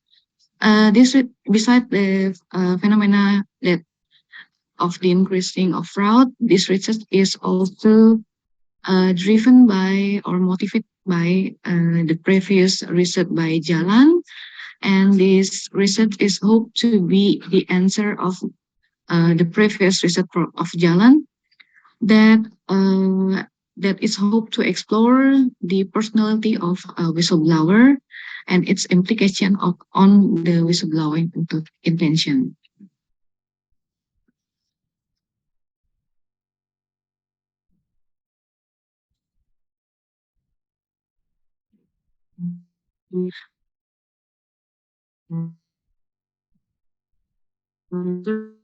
Sharing their uh, interest that means when people do whistleblowing, they only think that it's the whistleblow is for the good for the organization or for the company.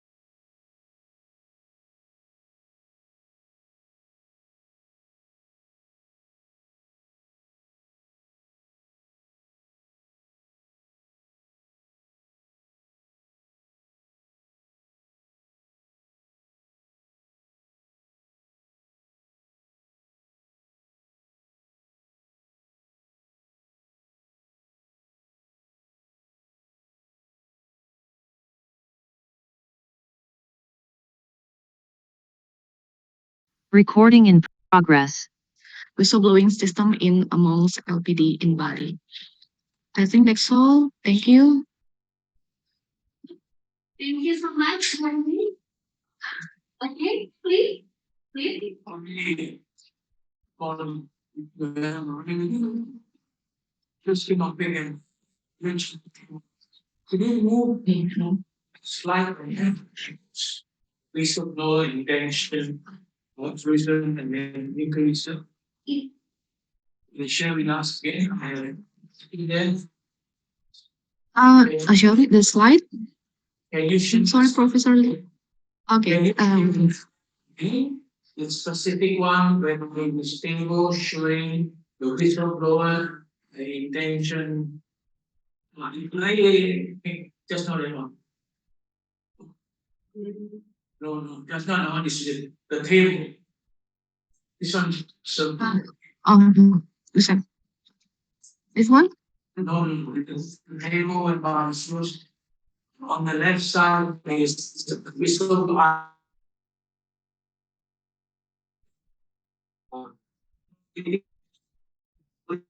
Analysis, right? Yes. So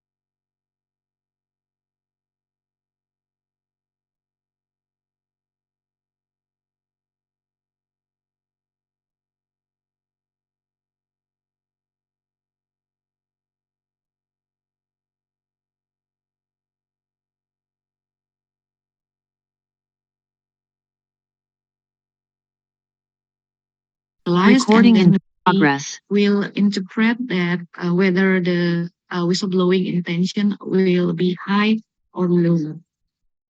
no, what is not question is whistleblower tends to seek to be private and confidential.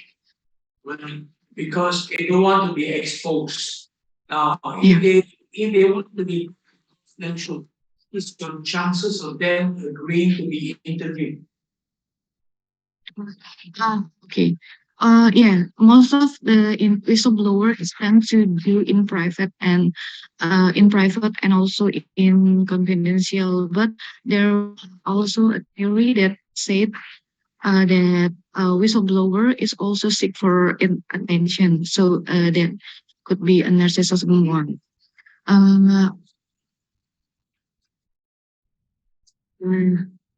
Sorry, and that's all. I think. Is it clear? Sorry. It's clear. So we present think clearly how to overcome this huge hurdle whereby whistleblower because they seek private and confidentiality, your likelihood of getting interviews with them is very so how to overcome your think about it, yeah? Okay. You answer me now because you have already tried to answer. So in summary, what I'm saying is that as we go forward, okay, the next round, think of how to answer that question or how you should be redrafting your presentation. Alright? Okay. Thank you, Prof. Lee. I'm sorry. So probably there's a really feedback feeling money. We have Zaka. Yes, Nur. So I had similar issue with late, but it's already rise. And the second one, so Winnie, yeah. When I heard about LPD, because I'm also in Bali, so it's very clear to me what is the uniqueness of LPD. But for other participants, and also that's we should, if I could advise you, first please allow more uniqueness of LPD, yeah. So, like we know that the LPD here is a non-bank financial institution. So here, this is very unique in some aspects. For instance, like this is we call it LPD, Lembaga Perkreditan Desa, or a village financial institution. This is owned by the Desa Adat or customary village. So this is borne by social bonds and also governed by customary regulation. So this is some of the circumstances that make it unique. So this is in the introduction, yeah, when you to make it strong. Why you focus on LPD, Lembaga Perkreditan Desa, or like we said, a village financial institution in Bali, probably we cannot find this in other regions in Indonesia, only in Bali. And the second one, that when you say that one of your contribution is um, policy strategies, Weni, could you elaborate to us or give an example what kind of policies that you will contribute for that in a short thing? Yeah. Thank you, Bu Mimba. As far as I read from the publication, that the cultural Balinese that usually we have a collective culture where the relation between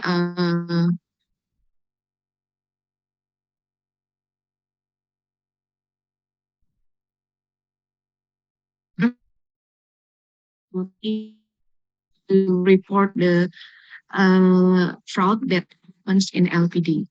So mostly the member of the LPD is usually the local village of the LPD where it's operated. So when they try to blow the blow the whistle of fraud, they usually have the barrier of the collective cultural itself. They are afraid to report the fraud because they are afraid they will uh, receive a revenge from the other local community. So I hope by knowing this personality of the whistleblower, I hope that government can create a right whistleblowing system in each LPD that LPD, no, the whistleblower can also have their privacy protected, or on the other hand, if they allow to not private and confidential report, they will no longer afraid of the revenge from the local community. Yeah, just the last one. So if I could advise you, Wendy, could you please later on in this improvement that you be specific in what to what extent that use the theory of planned behavior, and to what extent that you use the cognitive dissonance theory. So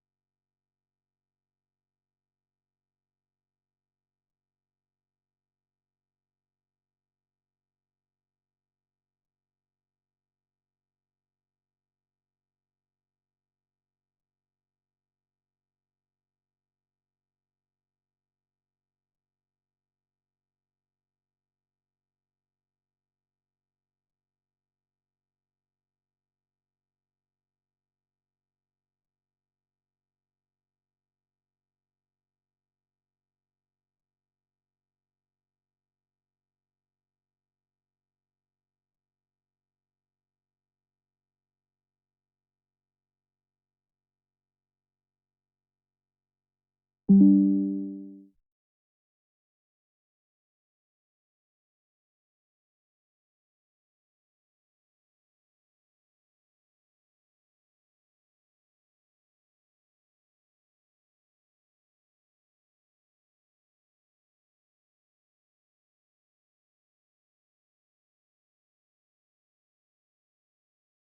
recording in progress. What they're trying to say is they try to respond in a positive way or what the researchers expect. So I um, to overcome that, I will try to gather them in one place and then try to manipulate them before we uh, bring the questionnaire or ask them to fill the questionnaire about a whistleblowing intention. So I will try to the whistleblowing cases that including altruism, and then the other groups I will try to manipulate them by using the cases whistleblowing that including narcissism personality. I Okay, hope good. we can Once again, overcome. yes, that is the one way you overcome the challenges and reducing the bias. Okay, selecting participant is also very important. So I would suggest that you do some pilot study to select your participants. Yeah, study is very important. And you have to put it in your proposal research. This is the way you reduce the bias. Okay, how to do the pilot study?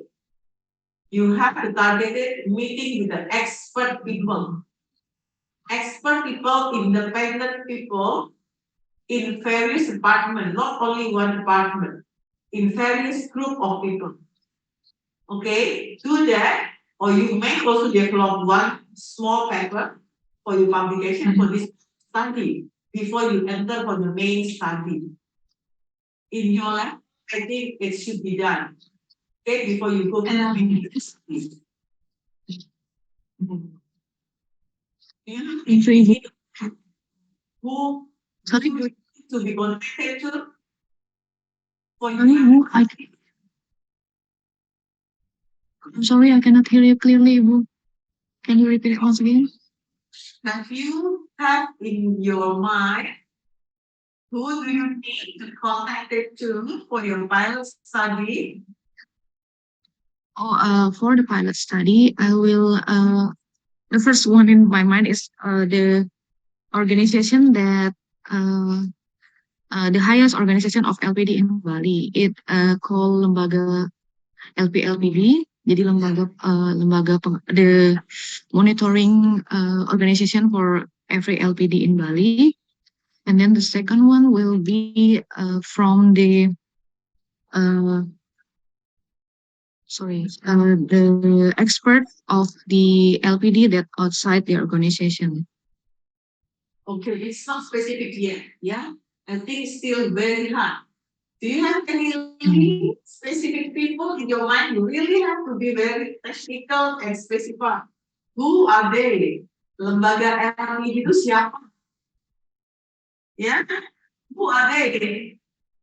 Do you have any name? And then outside LPD itu siapa? Do you have any name? Do you have the contact of the? Sounds very difficult. Yeah. Okay. Of the channels that it may think many again. Experimental stress study is very, very good. But to decide it is quite hard. If you can come up with a good, it's going to be very sophisticated research. Yeah.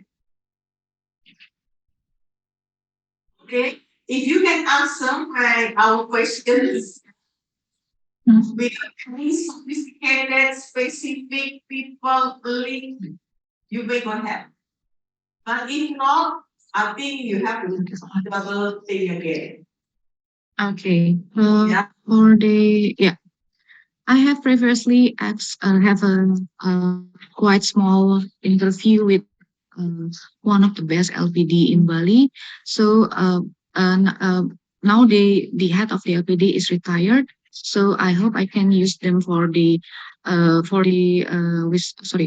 pilot study, and also I know that someone in the University of Udayana has a major interest in LPD and also have an experience in LPD. Maybe I can use them as the sorry as the favorite study. This is Professor Suartana and the head LPD of LPD Kasiman. Okay, yeah, okay, yeah. One of Try to contact them and use the snowball sampling. Yeah. okay. Any of people targeted participant. Yeah. All the best with your research. Thank you. Thank you, Ibu. No comment. Okay, okay, thank you so much. Who I need?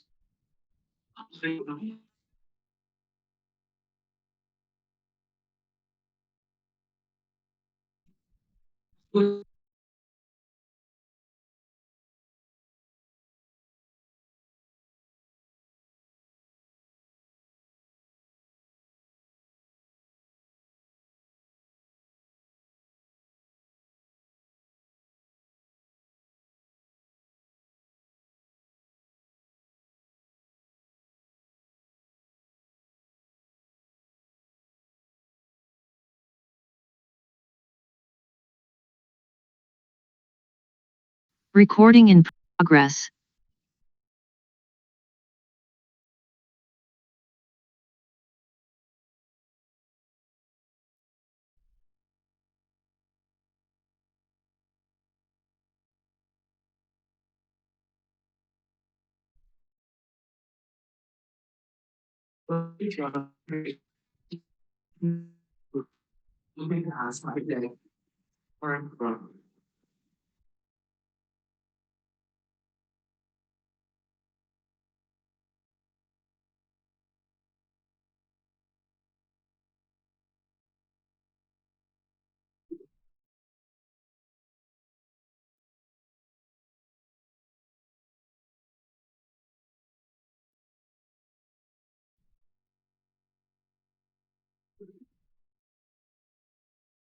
You can hear the as you frame yourself with this. Yeah. We can use the deck. Here the Yeah, should not. It's easier to give. It's going to handle this. We can see. It's going to see. No, we really need to do this. Yeah, just the how you get very. So when you understand instead of this side. See. you need already change here. This name. Okay. Gak apa-apa. Biar kamu enak. It's it's okay for this. Turn you You just in the wrong way. So Okay. okay, all now. Okay, us. Yeah, thank you. thank you. Okay, I believe that recently we've been talking about that zero emission, like with energy, and also one of the essential ones battery vehicle. I believe that we know the most important material to develop battery is nickel, right? If we can see it on this picture, there is a forecast of global annual use of nickels from 2022 until 2027 that according to AMIS and previous model, the ongoing energy transitions is expected to use strength of nickel in all as green quantity of nickel itself or the for electrical vehicles. The expectations of nickel raised 20% in 2007 and so if we see this figure, we know that we have potential to farm the nickel. What about the reservations of nickel? Yes, we are lucky as Indonesians Indonesia is home to 22% of the world non-nickel reserve with 21 million tons, right? And hot on the heels of Indonesia, neighboring Australia, which hold 20 million tons of nickel reserve, around 21% of the global share. So from this standpoint, I believe that you agree that it's kind of something important for us to research about the nickel industry and also nickel companies. So I'm Dikir Braka from Sustainable Development Department. I'm going to tell you about my thesis, the ESG indicator influential performance the case study of nickel companies. Yes, this is my answer questions. Uh, does ESG innovations impact the company positively? How three is favors the performance can increase synergy. The title of the research is the corporate social responsibility practice in financial performance. And the theory is the virtually how important stakeholder development is using the overall performance. And the second one is the difference of the ownership habits and motivations. The second paper is coming from early. The theories are the first one is the full reporting engagement in a total family activities in winning green reward experience negative abnormal terms. And the last one is the way we are collecting the annual input essential that activities that available on website and also the social media. This key paper is coming from Samuel. He said on his paper, the information in the speaking document to promote the replicating of the company, and also they are using geo and social also. So from this key paper and literature indicators, as you can see, this is my critical algorithm framework. Okay, I developed three hypotheses. The first one is the implementing of the performance indicator by companies have a significant relation with return of asset. The second hypothesis is the ownership type of the companies have significant moderating impact on the relationship between the performance and indicator of return of asset. I split into two kind of ownership. The first one is state-owned enterprise, and the other one is the private enterprise. So the police is the ownership type of the companies has impact on the of asset, and also I add one more variable as the control. Is the variable is the things. The key. Okay. So yes, the key idea to use disclosure of the performance indicator as a sustainable disclosure by companies to measure the impact on short-term performance and also nickel mining company for 5 years. So the sample size is coming from 109 nickel mining processing companies for the 5 years from 2018 to 2022. So the total of my sample supposed to be 500. Yeah, 100 multiplied by 5.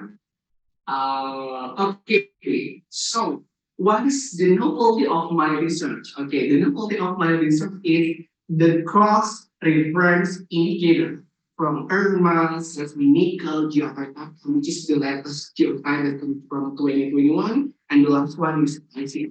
This is my novelty cross reference indicators. And why is something important? Because the county active positions with the higher return of asset from both the momentum standpoint and also reduce the downside risk and also the higher credit ratings.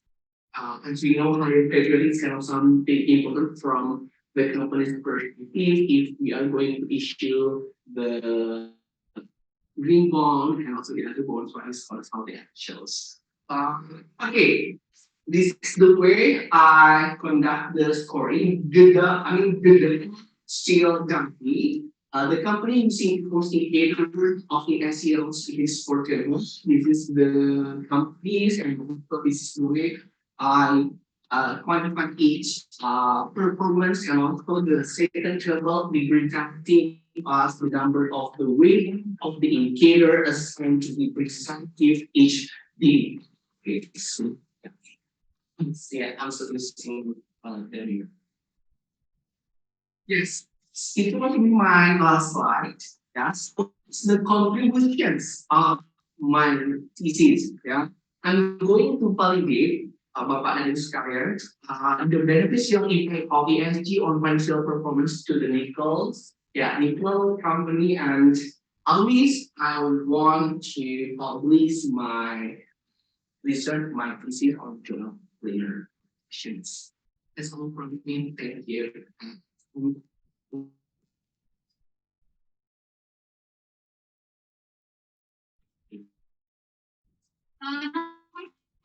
Now, give comments to coordinator. Yes, Ima.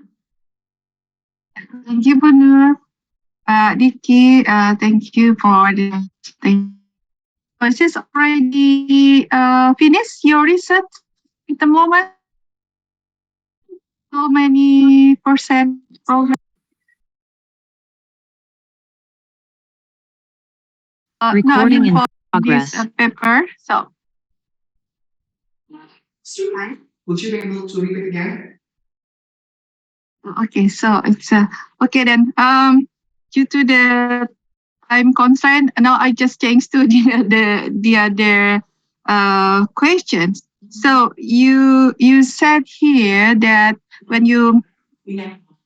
is it already clear now, Dicky, or it's not yet clear? Yes. Okay. Very Yeah. clear. You mentioned just now that the sample size is 300. Yeah. The total sample size supposed to be 500 from 10, 100 companies in 5 years, 2018 to 2022. Should be 500. Okay. Could you go back to that slide, Dicky? Yeah. Okay, this one, bro. Okay. So,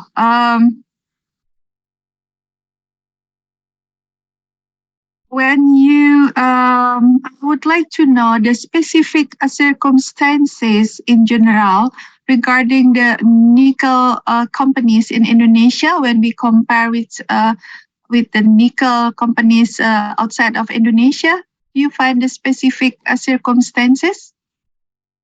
Oh, okay. Thank you for your question. I think that if we refers to the past analysis aspect, there's no specific circumstance that we have to divide or we have to differentiate the conflict between Indonesian nickel company with the other nickel company. So that's why I assume if I collect all the data for the entire world organization or company nickel in the world now, I think that it's still related with each other. There's no need to have or develop the rate or special treatment for the companies, for the legal companies in Indonesia. That's my answer, Professor. Okay. Yeah, thank you, Vicky. My last question. You mentioned that the validity is the central issue in all its aspect. How you deal with this, and could you elaborate to us how you deal with it, with these validity issues? Yeah.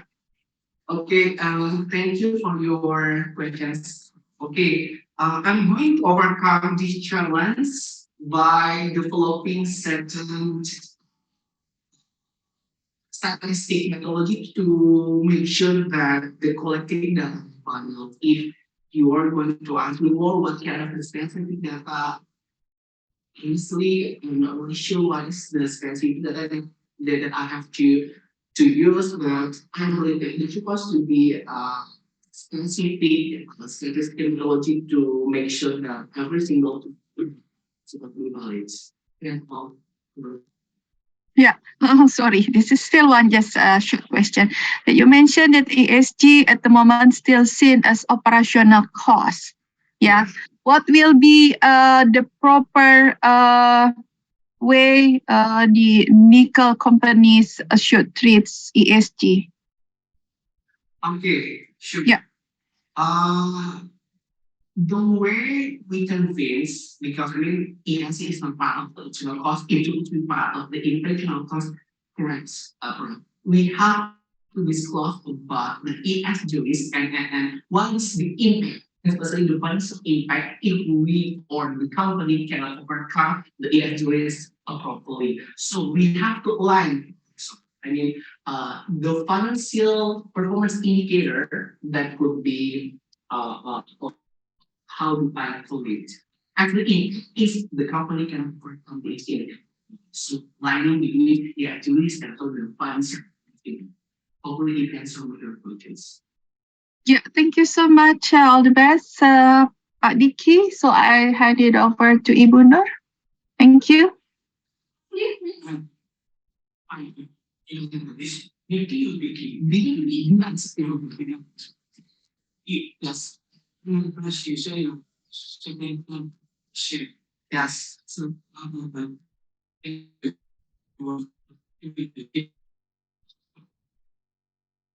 yes, yes. For your effort.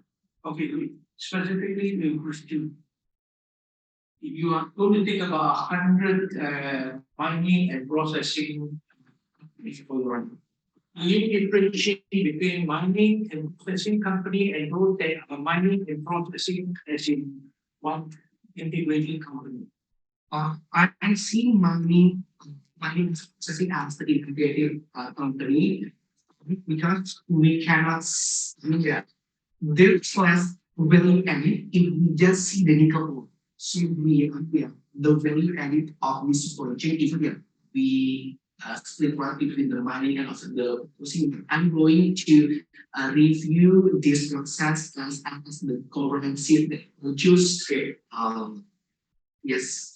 So you one problem. There are company that is just mining, there are company that is just processing. Yes, they are not integrated. The margin in some industry whereby it is upstream and downstream can be very different. Yes. How are you going to think about this, filter out this distortion? Okay. The answer is I'm going to use the intensity variable. For example, I'm not going to specific revenue, but the revenue after divided by the other example, I'm not going to talk about the emission, but the emission after divided by the produce product. I believe that if we are talking about the intensity after we define it, after we define the specific variable by the project, product that projects, I think that it's kind of habit, it can go each other. Okay, next question is then you're wanting to measure the performance of the company, the ESG performance of the company. Yes, that is good. Then there is this challenge is that nickel is a product that is needed in very much of the ESG. So one is the demand of the product itself, and the other one is the performance of the company. My guess is that nickel prices and demand will shake up. So any industry that is performing largely in ESG can be making good result. How do you again filter out this impact? First, I'm going to consider the size of the companies, sir. So yeah, I believe the way we consider the size of the company, I mean, will minimize that bias. So yeah, you know, you say you're gonna minimize. My question is how? I also know that's what my question is. What's the answer to me? Okay, the way I minimize it means the growth of the nickel itself and also the ESG performance. I believe that if the market is growth and the revenue is getting higher, uh, uh, uh, the commitment of the ESG itself will be getting higher refers to the size of the company itself. So yeah, I can see the correlation between the commitment and also uh, uh, the growth of the company itself will be yeah, prestige. Let me have a answer that question. You need to feel coming.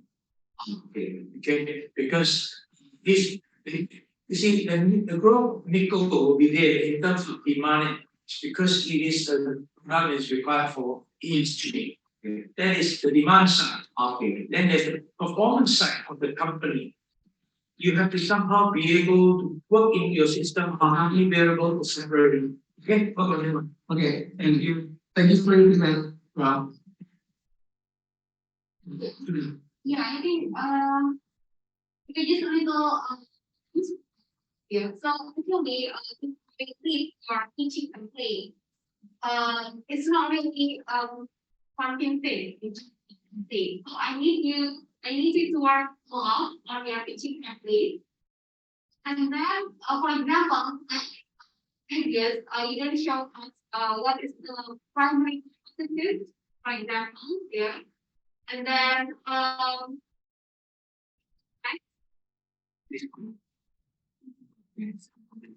yeah, it is a result you need to put on your teaching components. And that's considerations. Okay. Okay, and then next, for the contribution.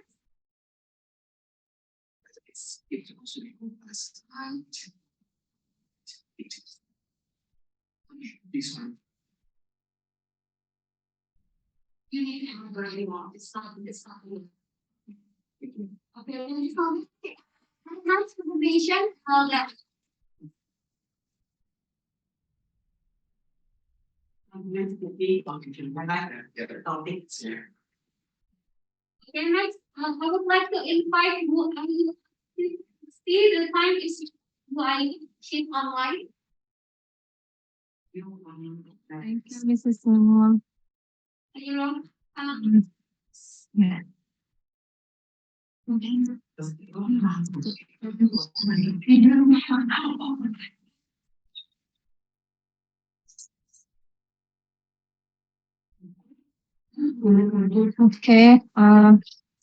Good morning, ladies and gentlemen, the Honorable Prof. Lee, Prof. Mimba, Mrs. Jun, and Mrs. Nur. I am Igusti Ayu Asri Pramesti from Trisakti University. I would like to present my teaching research with title Green Competitive Advantage in Supporting the Implementation of Green Intellectual Capital towards Sustainability Performance in Hospital on the Island of Bali. Research background, Bali has many hospitals and not all have plenary accreditation. It is important to know the cause. Bali currently has 72 hospitals, of which 65 or 90.3% are accredited, with 20 or 27.9% of them are already plenary or 5-star accredited. And there are 7 hospitals that have not been accredited and that have not been accredited, where this hospital is a new hospital that has been aided by the implementation of this accreditation due to the COVID-19 pandemic. There is a question, number 1, how does strong green intellectual capital affect sustainability performance?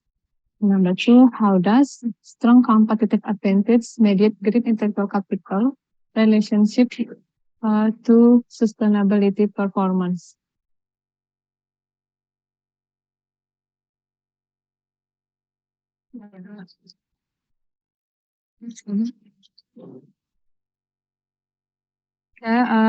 Say paper of the research are from Yuslisa 2019, Astuti 2021, Rustiarini 2022. Motivation in the research.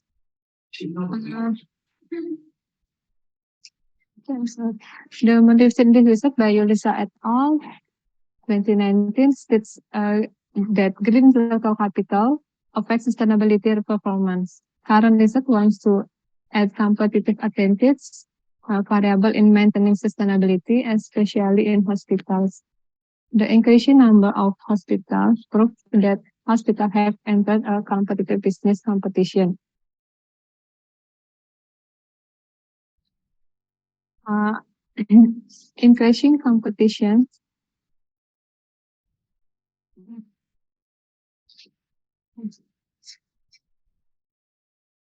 increasing competition in attracting patients to hospital require in great competitive. Wait a moment, please.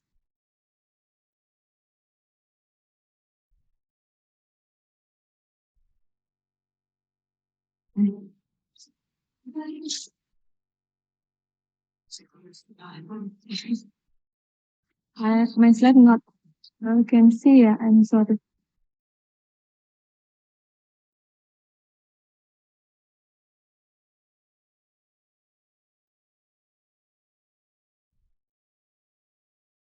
Yeah, I'm so sorry. Motivation in this research. Yeah, increasing competition in attracting patients. We haven't seen your slide.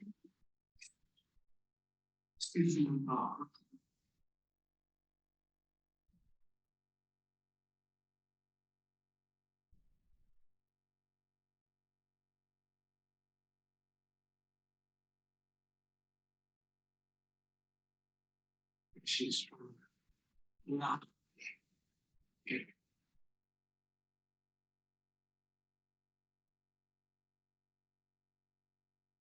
Now it's clear. Sir.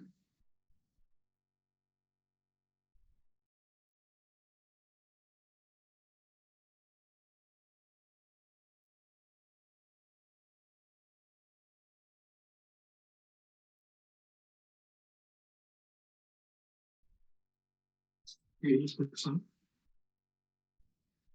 Oh, you can continue. I mean, Question. You can continue your presentation. you so okay.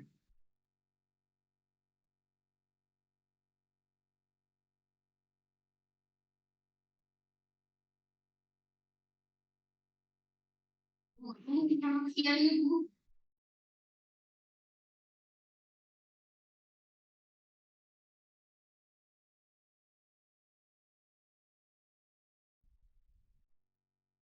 I'm so sorry. Okay, okay. Okay. Go ahead, go ahead, go ahead. I'm so nervous. Data country Indonesia, Bali province, unit analysis in the individual. Bali province has 72 hospital. The number of respondents in the study was 720 respondents, consisting of director, deputy directors, manager, and of-section heads. Destination of the questionnaire until the questionnaire return will take 3 or 7 months. The results of the questionnaire answer will be analyzed using particle smart TLS. And what's new?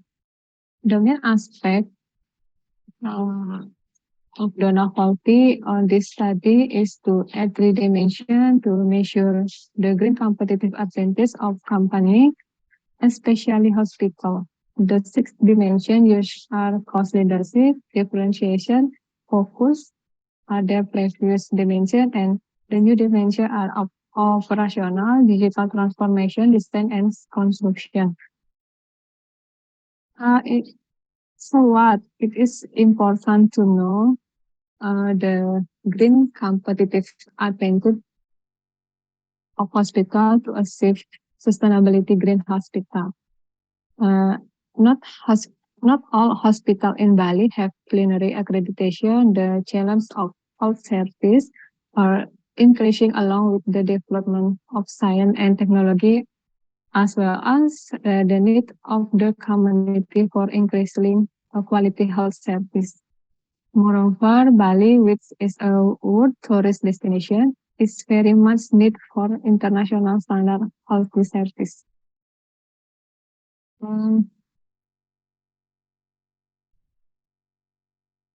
An important role,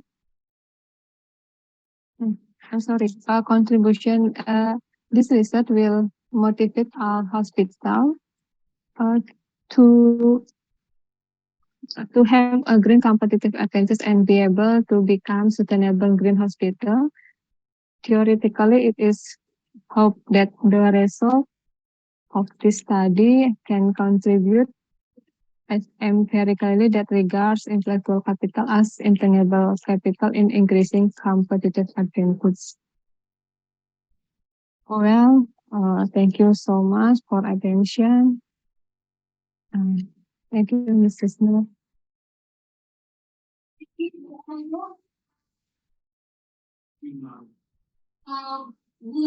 Yes. Do you have any comment? Yeah, thank you, Bunar.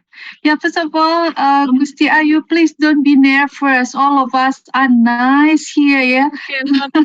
Especially when you can see the smile of Prof. Lee.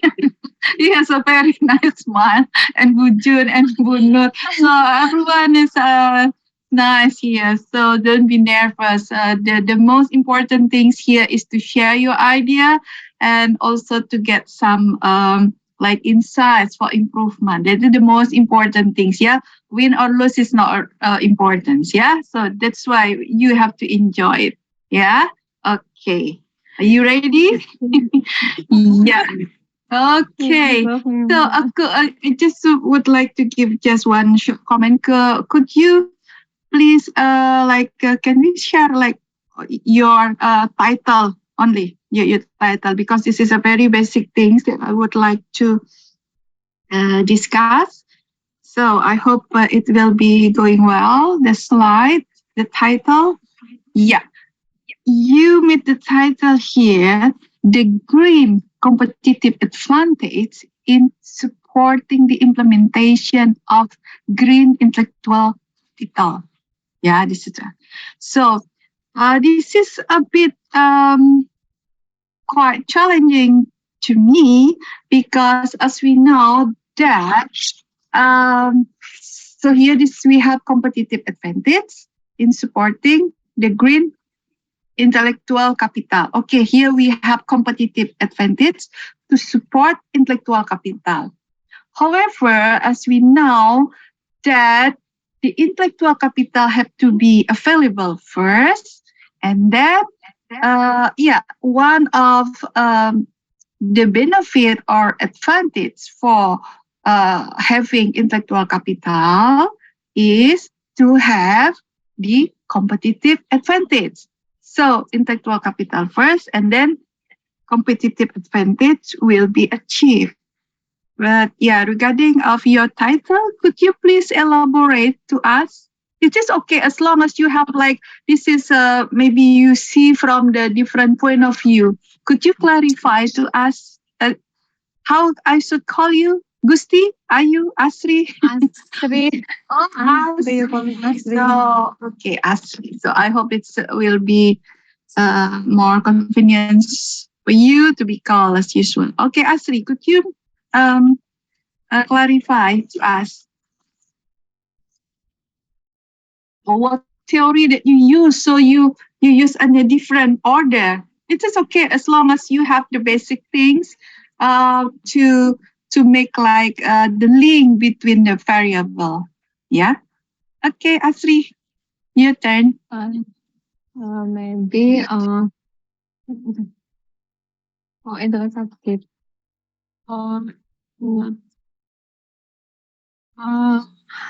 I think green competitive advantage can can can be maybe green intellectual because green intellectual very green intellectual very important yeah for the hospital.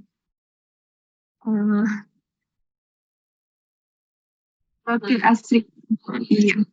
Okay, Asri, let me clarify. So your topic here is a very nice and important. Why? Because now in Bali, as you say that uh, lots of development, yeah, in terms of the hospital in Bali now, and nearby Sanur now we have like international hospital that now in a progress of development. So it will be many and many hospitals. You already mentioned clearly in your motivation. So my concern just now is what theory that you use, that you mentioned that competitive advantage in supporting the implementation of intellectual capital.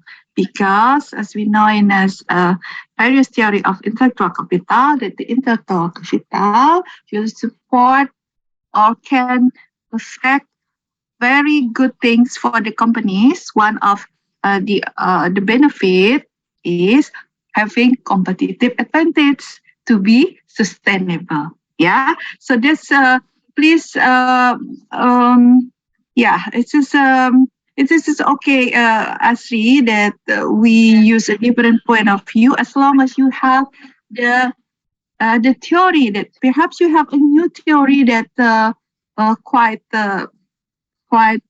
different than the previous one. And then you have really clear what theory that used to be the basic of the link of this variable. Yeah, that's just my point, Asri. Yeah. Okay. I use resource based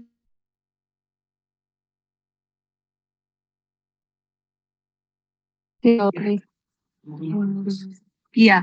Okay. In the resource-based theory, also we have many resource-based theory, and please be aware because in the resource-based theory, mostly they mention intellectual capital. Yeah.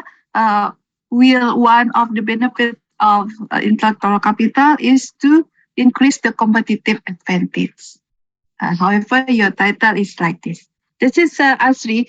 So be precise, or you could help us in showing the link of your variable and what theory that you use in the each link of the variable. Not yet. Okay, so I use then variable yeah. green intellectual component. Component of green intellectual in green intellectual sugar human relationship. So yeah, I see. That was my advice to you, yeah, to be for the improvement.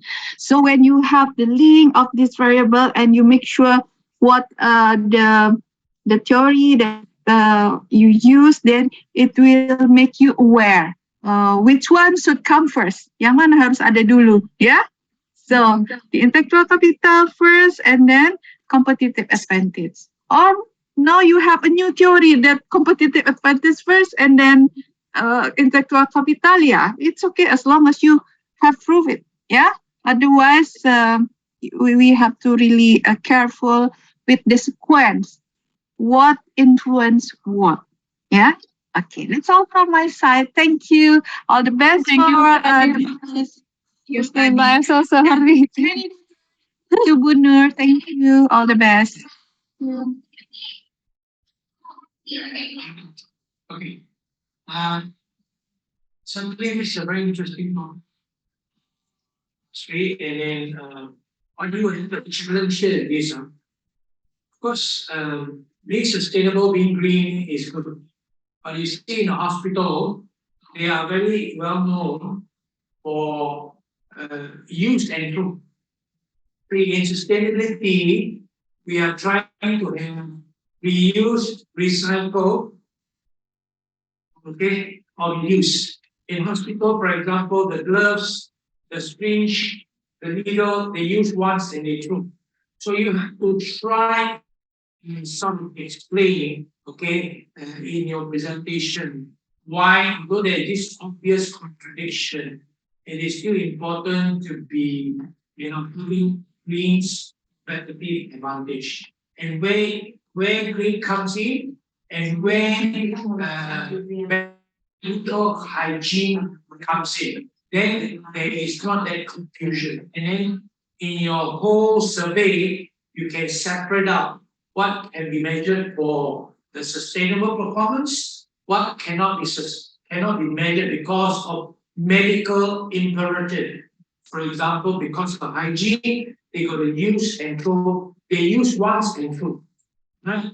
That way, you will be able to get through. Otherwise, there will be a lot of challenging questions. Right? Asri?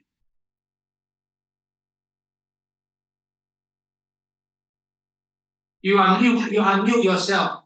I see your mouth moving, but unmute yourself. Yes. I'm so sorry. Roughly,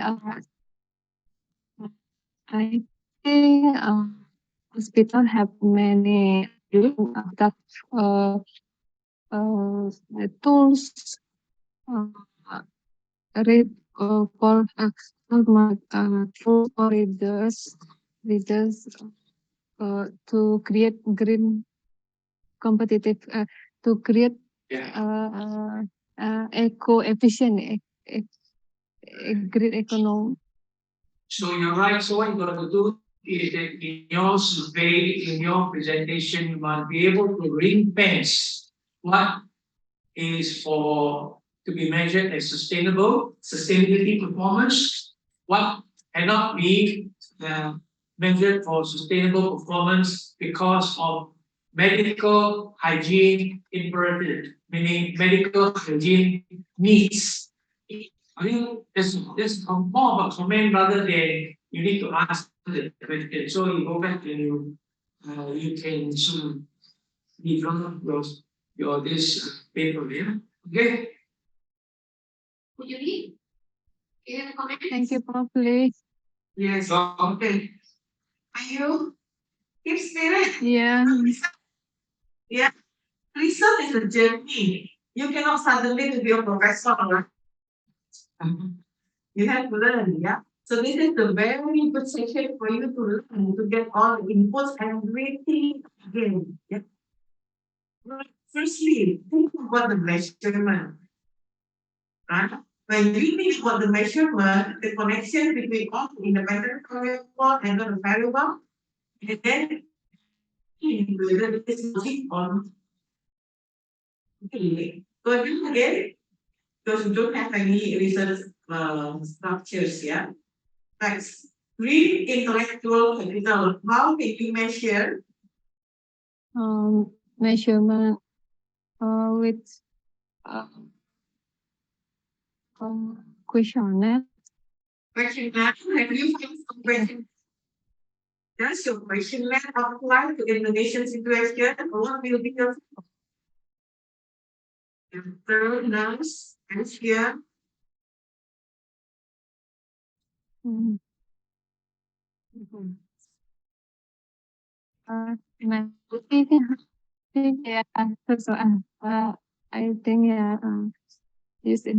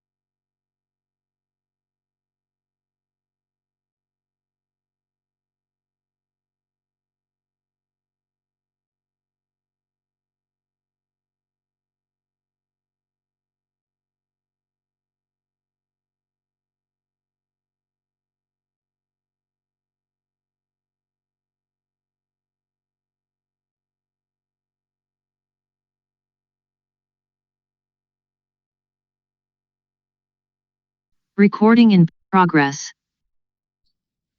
And uncertainty of profitability. Companies in developing countries rely heavily on external financial institutions such as a commercial bank to obtain financing for green innovation. Low information transparency in the green innovation market result is severe information. Digital finance on of the key derivative of the advancement of digital technology is crucial in promoting green innovation. Lee and Sin 2018. Research question. The research question is how the impact of digital finance promote green innovation through improving firm information disclosure. The purpose of this study is examining the impact of financial digitalization on green innovation. Especially in terms of funding its investment with less transparent information condition. Key paper number one is Opus Q1 Kong et al. The title of effect of digital finance on green innovation considering information asymmetries. Key paper is primary study my study doing replicasi in Indonesia. Key paper number two is Liu et al. The title the impact of digital finance on green innovation, result effect and information effect. Key paper number three is number three, the effect of digital finance on green innovation evident from in China. Wang et al. 2022. Motivation and ideas. The motivation number one is result the conclusion of previous study are significantly different. The result is digital technology does not facilitate innovation. Application of digital technology promote green innovation. And green innovation is hindered by digital finance. Motivation number two, few studies examining the relation between digital finance and green innovation by considering information asymmetries. The low information transparency is the green innovation market result is severe information asymmetries. The goal is risk management while promote green innovation. Motivation number three is important guidance needed for developing countries in innovative financial service and promoting green innovation. The idea number one is green finance is gaining attention around the world as a compromise between environmental protection and capitalism. Idea number two, developing countries should accelerate the integration of digital finance and traditional financial service to reduce financial constraint and facilitate green innovation. The theoretical framework. The theoretical framework. Digital finance is meaning the activities finance system service using technology. And then green innovation is the meaning new transform technique, system and system practice and production process to reduce the impact of of environmental deterioration or damage. Yeah.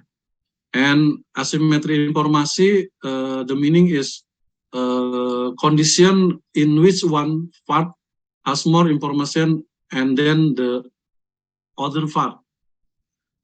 Theoretical framework is the digital finance can improve environmental promote information disclosure and then can promote green innovation.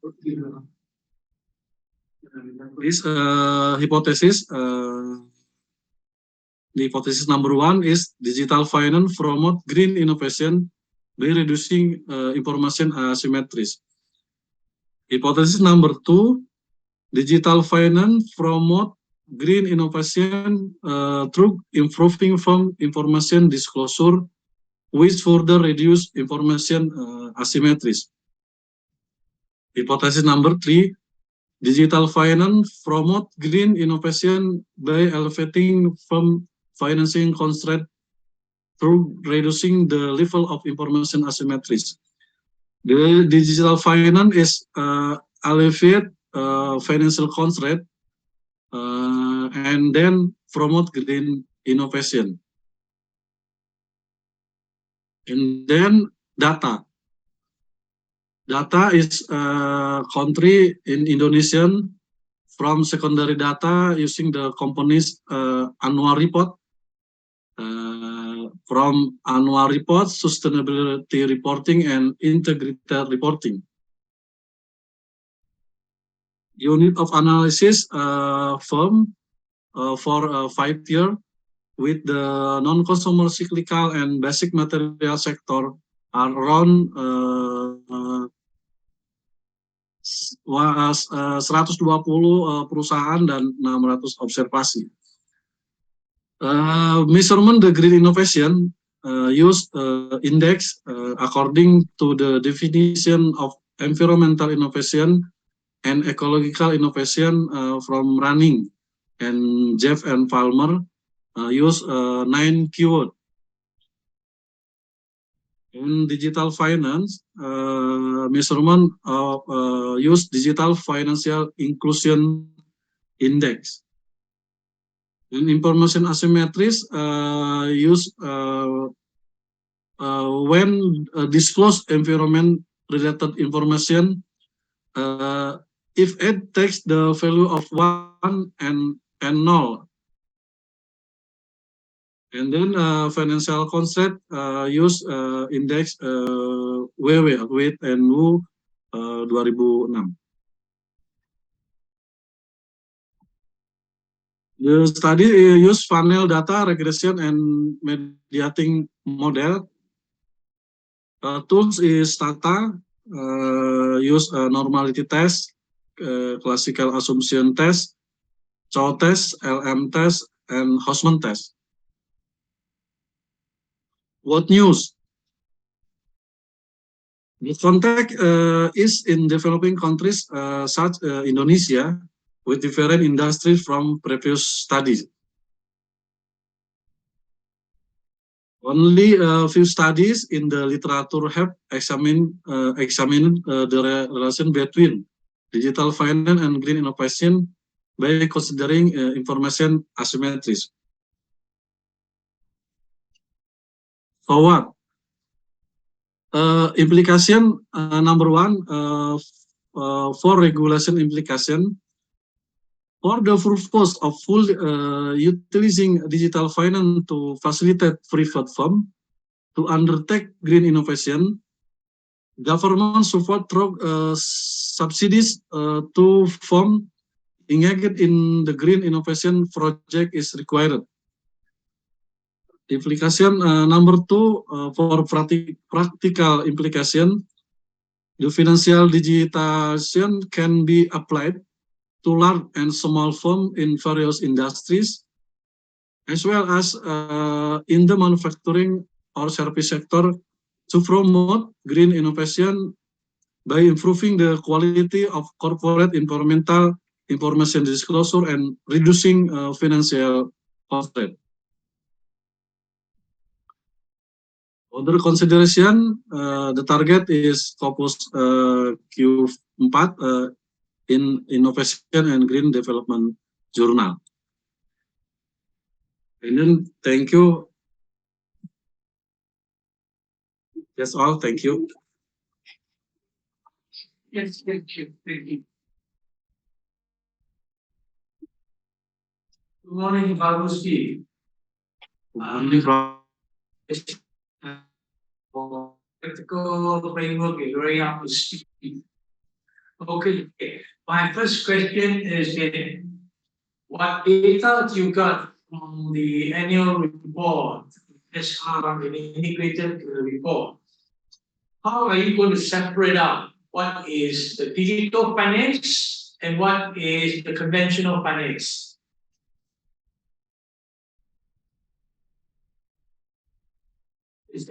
So these are very finance is digital and the finance that is the conventional finance. Sorry. You don't understand? Yes. Okay, you are getting all the data from secondary annual report, like the company annual report, the SR and the IR. In there, how can you be knowing that this part, this part is the financing is coming from digital and which part is coming from conventional from this secondary data? I'm sorry. Can be helped to translate? Oke, Pak Rusandi, tolong filmnya lagi. Ini kan nanti ada yang Conventional. Okay. He's getting the data from secondary sources like AR and all that. So from the finance, how you differentiate which part is digital, which part is conventional? Ya, that's one. Oke. Ingat digital components kan? Iya. Konten analisis pakai laporan. Iya. Ya, oke. Nah, bagaimana tahu kalau itu digital finance atau yang mana digital finance? Kami bentuknya disclosure listnya belum. Kalau penelitian sebelumnya menggunakan 2 dimensi, Bu. Cuman itu kan dimensinya di negaranya.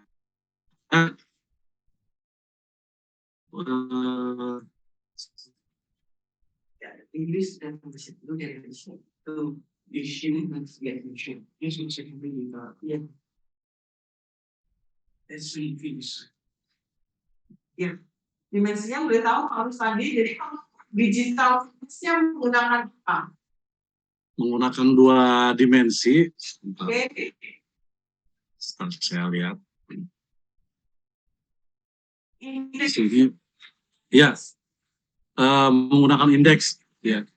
Ada dimensinya namanya deep sama coverage di dalam menggunakan digital financial inclusion, Bu, indeks. Cuman ada 2 dimensi. Itu menggunakan indeks, nanti menggunakan analisis, betul. Kalau penelitian sebelumnya digital financial 2 dimensi, Bu.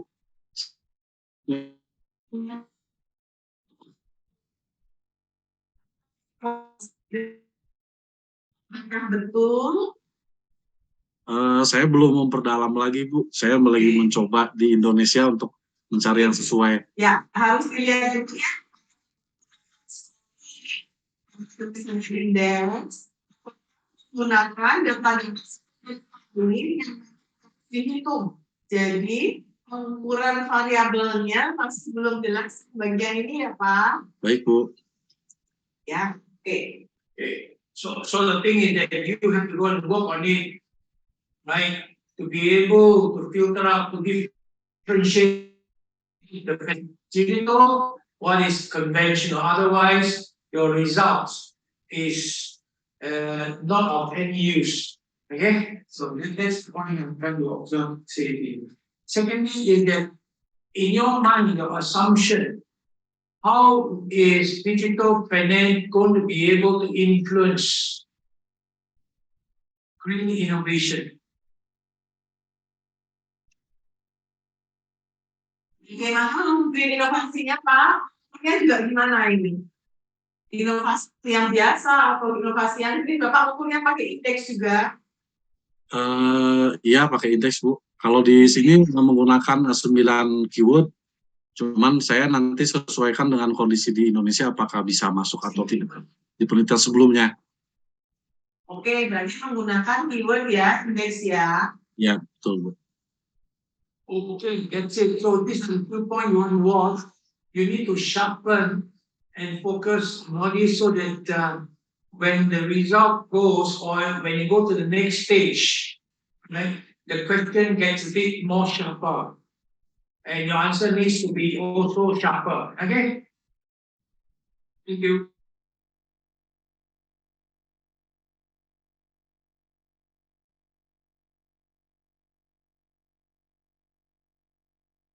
Nanti di mana? Kemudian sampelnya di mana juga ya? Baik, baik Bu. Terima kasih. Ya.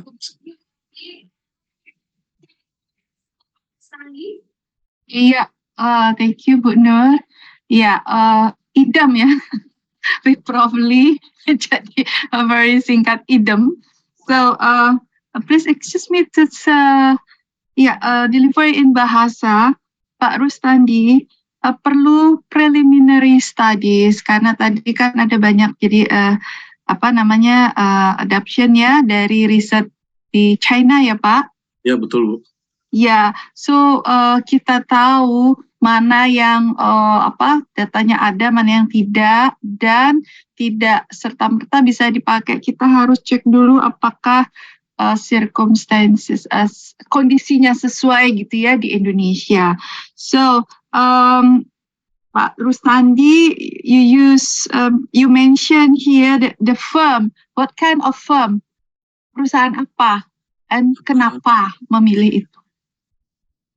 The firm is sector consumer cyclical, non-consumer cyclical and basic material sector because the firm is bahasa Indonesianya tuh memang memerlukan inovasi yang lebih untuk meningkatkan profitabilitas dan menjaga lingkungannya gitu. Ya.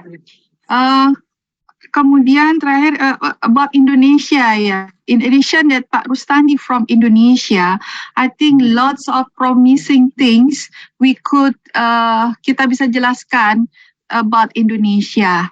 Ya, the letters that we have G20 that the categories of Indonesia is very specific, and if you still classified Indonesia as a developing countries, itu asalnya sumbernya dari mana Pak? Karena now in the Erasmus Plus, European Union, World Bank already classified Indonesia as less developed, not anymore developing, ya.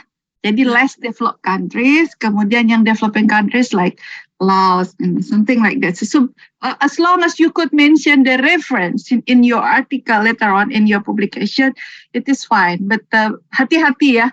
Sekarang sudah semakin banyak institusi internasional yang mengklasifikasikan Indonesia as a less developed countries, bukan developing countries anymore. Sehingga it makes sense. You are talking about digital finance, green innovation, gitu. Jadi urgensinya terlihat lebih jelas.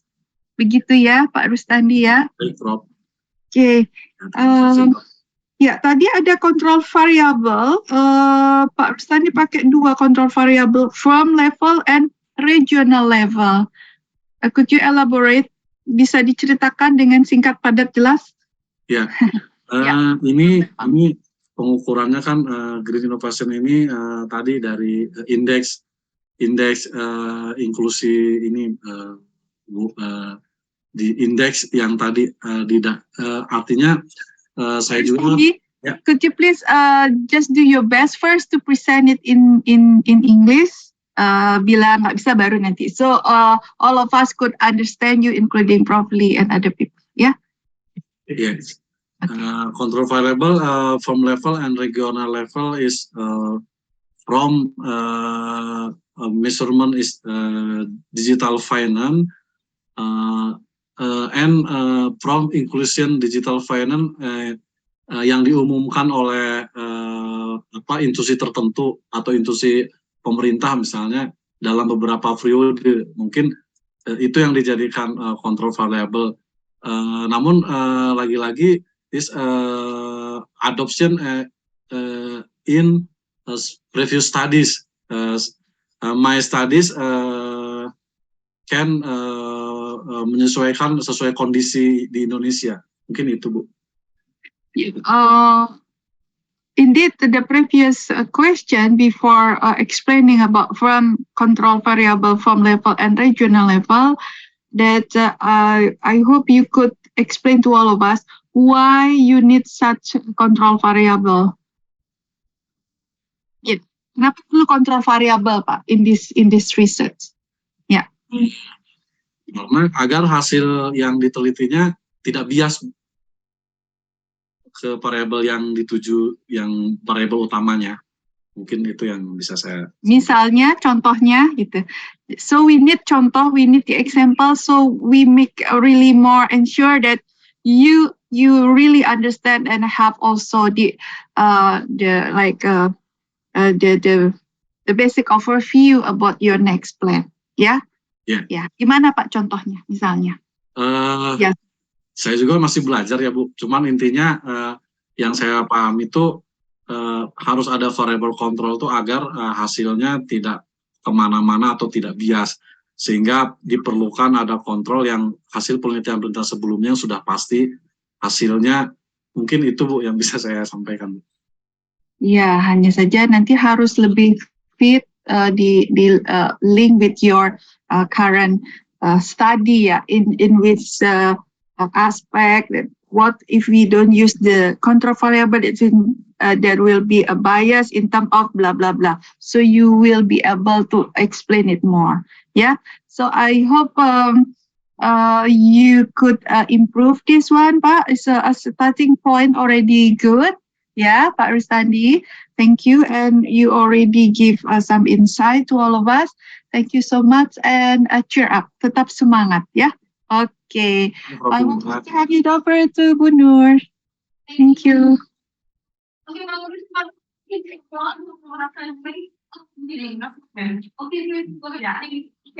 Pak Rustandi, sorry saya memberikan komen data, ya, simple. Ya, yang tadi saya sangat setuju dengan Bu Mimba, ya, juga dengan Prof. D. Sampel Bapak annual report, sustainability report, integrated report kan diganti menjadi combined report ya. Oke. Dan apa Bu? Mampu. Combined report, laporan gabungan. Baik. Ya, oke. Kemudian data-data itu semuanya Bapak digital ya Pak ya? Iya. Coba lihat sampel tadi. Gimana Bu? Maaf. Sampel Bapak apa tadi? Perusahaan sektor non cyclical consumer dan basic material Bu. Oke, kira-kira digital penting banget nggak buat sektor ini? Ya. Oke. Dipertimbangkan lagi itu. Ada di proses industri untuk sektor yang mengambil sampelnya. Tolong dipikirkan kesesuaian dengan sampel yang diambil.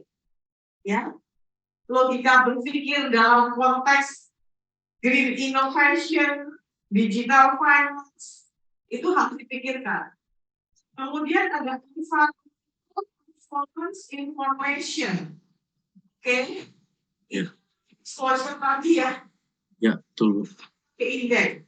Kemudian green innovation juga. Tolong perhatikan nanti overlapping atau tidak. Sudah ada green innovation dan information.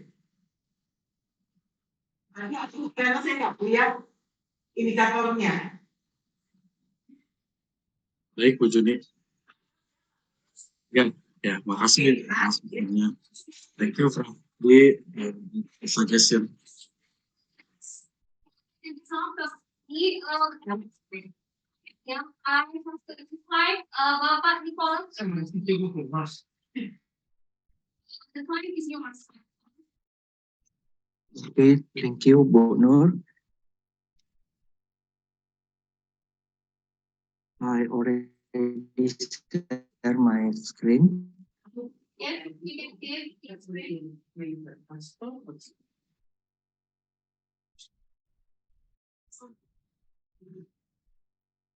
Good afternoon,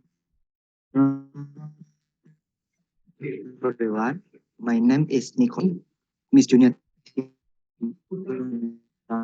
One, Miss Nur Astuti, Prof. Robert, Prof. Mimba, and Prof. Lee. Nice to see you again. Today I will present my teaching research proposal. My title is Improving Indonesia's Performance Through Digital Accounting.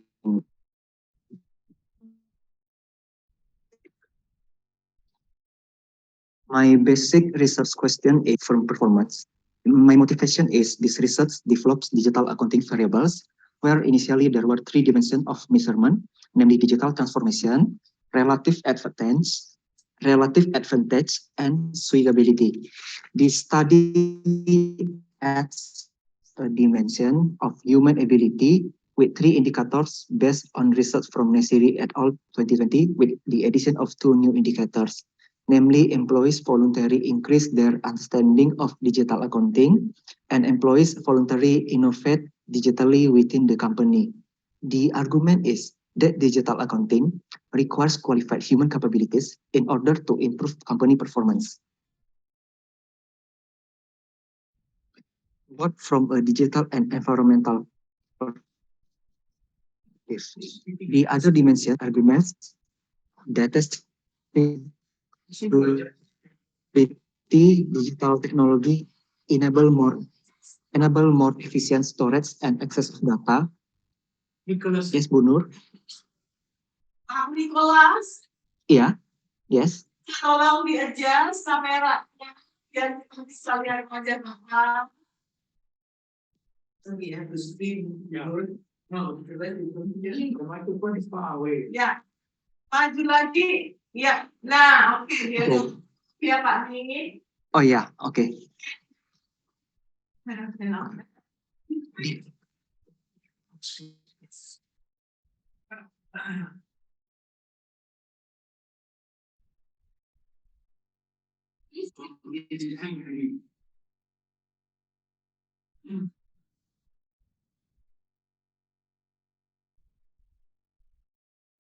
Nicholas, I think you're hanged. We can't hear you and we see that your video is not moving. The Why other you guys- dimensions are data security and human enable more efficient data more vulnerable to cyber attacks. Bu Nur, it's necessary to have a strong security measure in place to protect the company's important data and customer privacy.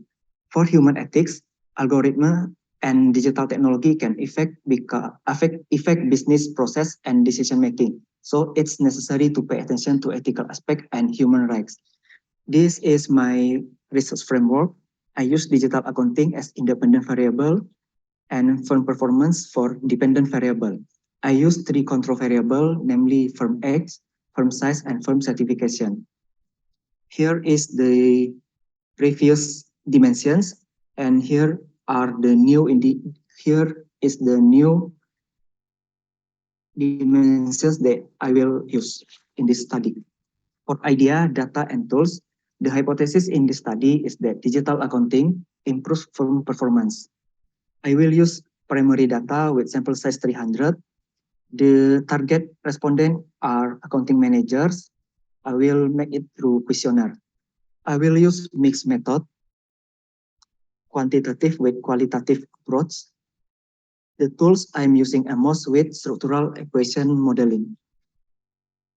What's new about this research? The novelty of this research is the idea of adding dimensions and indicators to digital accounting variables.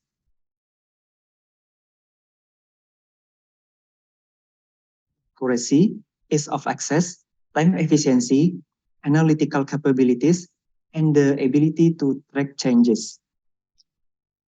This research is important for developing the practice of using digital accounting because in this digital era, if companies don't immediately follow this, they will be left behind and their performance will be not optimal. The importance of human ability to operate and understand digital technology is very important in determining the successful implementation of digital accounting. Data security is critical to protecting sensitive company information and customer privacy, ensuring data integrity.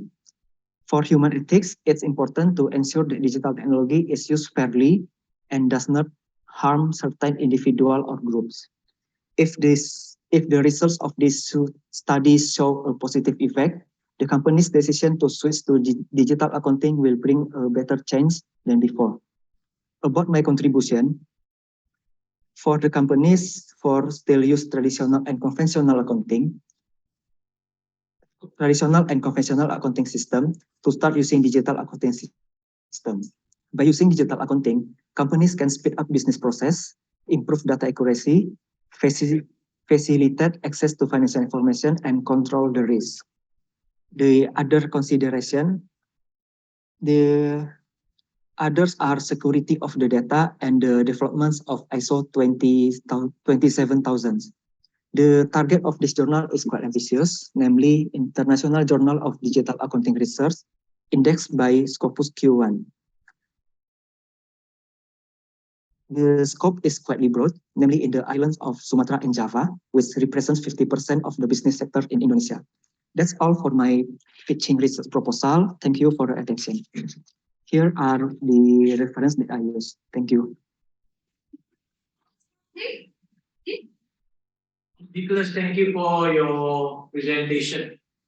Thanks. Okay, to the second last slide is 4 columns. Yes. So is the question I want to know is what's new, because digital accounting has been happening already for a long time. Nobody nowadays, even in Indonesia, use manual. So please help us in what is the new thing that you're talking of in digital accounting? Yes. What's new? Tell us. For me, is the human's capability, because in Indonesia, as we know, there are lack of digital literacy and accounting literacy. They only know about the standard of accounting. And for the digital, it's less known about that.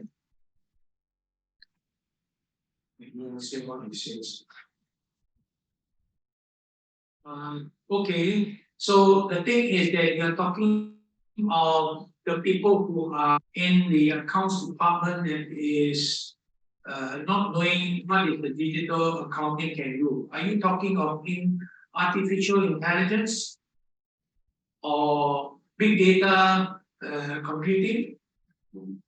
I think artificial intelligence is already planted in these digital accounting programs.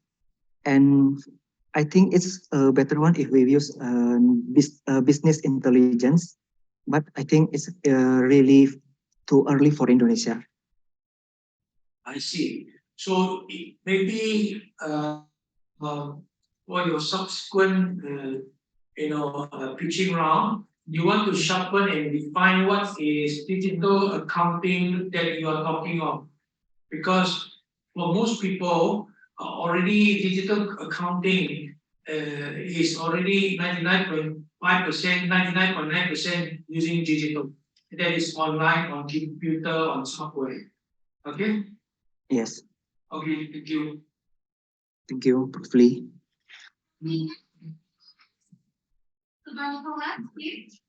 Yeah, Pak Nicholas, again, I have to say that I have the same concern, yeah, with also Prof. Lee, because when we talk about digital accounting, so it in general it's referred to all of like transferring, storing, yeah, financial information, and also managing financial information in an electronic form. I was thinking when you answering the the question of Prof. Lee, uh, also considering your target journal is very good, Scopus Q1.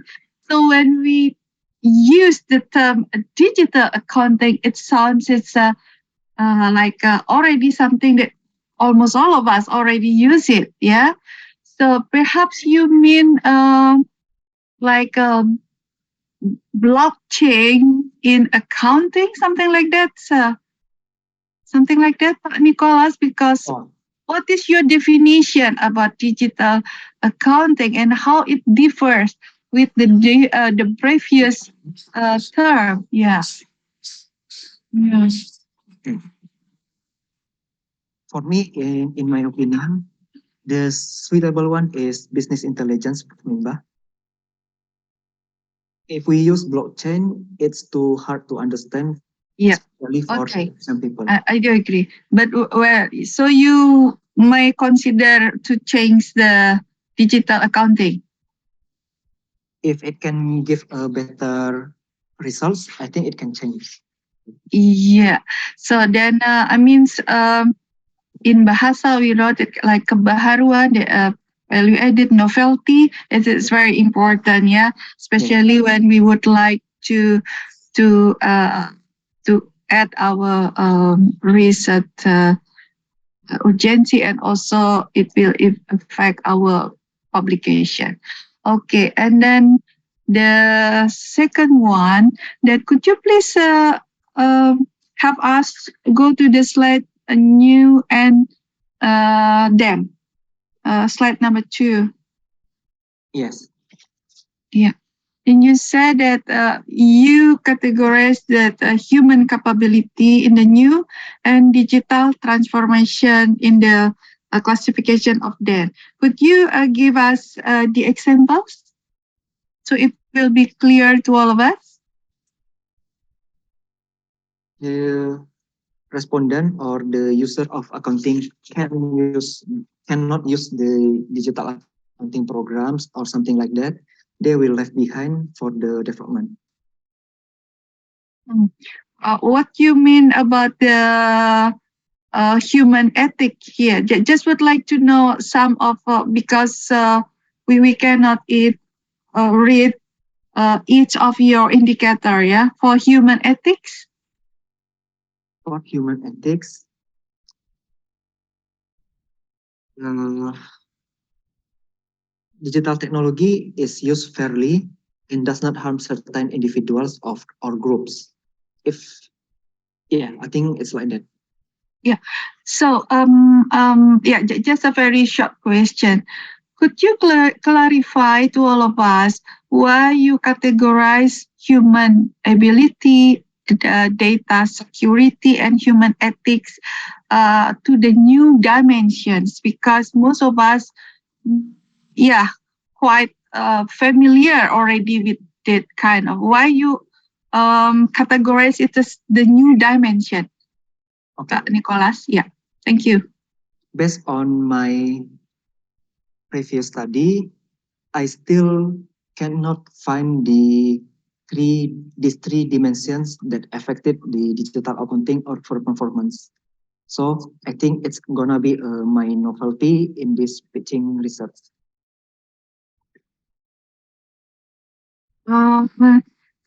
You already use like the you already do the literature study. Yes, I do a little literature study. Little, okay. Yeah. Then, yeah, this is. I do believe that you will elaborate more, and that yeah, there will be some researchers that already mentioned this one. But if you refers to the indicators, for instance, it could be. So it should be more clear, yeah, Pak Nicholas. But at this stage, it's already very good. So be careful when you said that it's hardly find this one. But yeah, you already said you do the little literature review, and then I hope that you will do the big literature review, and yeah, you will come up with that. And yeah, as long as you can find like more or better indicators, it could be included still, but better indicators, yeah, with the same name, for instance, it's also possible, yeah, Okay. because yeah, we would like to know more about contribution. Slide number 4, please. Yeah. So security of the data and developments of ISO 27,000. You said that this is the other contributions. Could you give us a short example, a brief example for that? Okay. For the security of the data, as we know, there are many hackers in the world, and if we digitalize all of our business data on just like we say cloud computing or cloud accounting, there are very riskan, yeah, for the hijackers to hack our data. And for ISO 27,000, as we already know, it's standard about the data security. So if we can get certified or make a new indicators in that standard, I think it will be a good recommendation for the ISO itself. Thank you.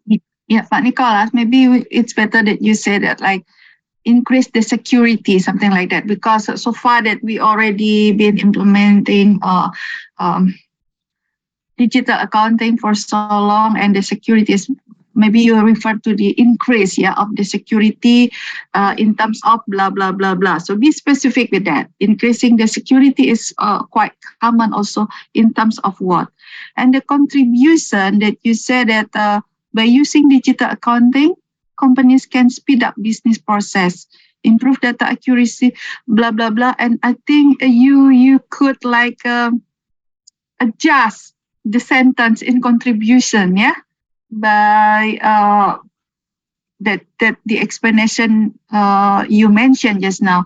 Because if like that you mentioned the contribution, it sounds like really not really significant contribution, yeah, Pak Nicholas, yeah. Okay. Maybe you not mean like this, but yeah, the way how you literally type your contribution, that's you have to like improve that, yeah. So because if I were the reviewer, so what, something like that.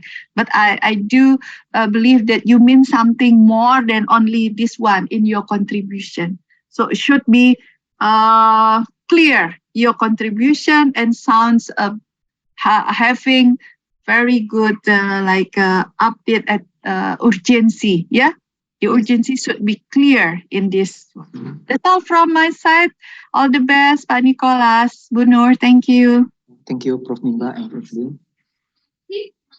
I can just add, just only what Nicholas say. I think Nicholas, I think part about security, the contribution will be very significant.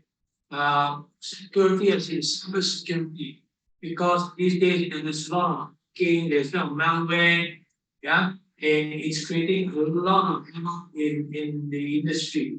So the contribution will be very big because the issue is big, cyber security.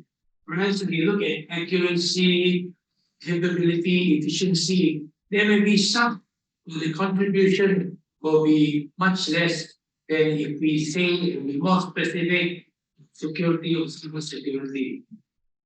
Just a suggestion for you to consider. Okay. Okay. Thank you, Prof. Lee. Thank you, Prof. Nimba. Yeah. Okay, no problem. Anyone? Actually, we still have three presenters, yeah, but think the judges need to take a break. So we will have a break 45 minutes. So you can have your lunch, you can have your prayer times. We'll come back by 12:30. Yeah. 12:30 we will start again. You Bu Ikrar, ya. Now we can have a break. Thank you so much and see you again. Oh, we're going to lunch break. Okay. Oh, break. Not full name.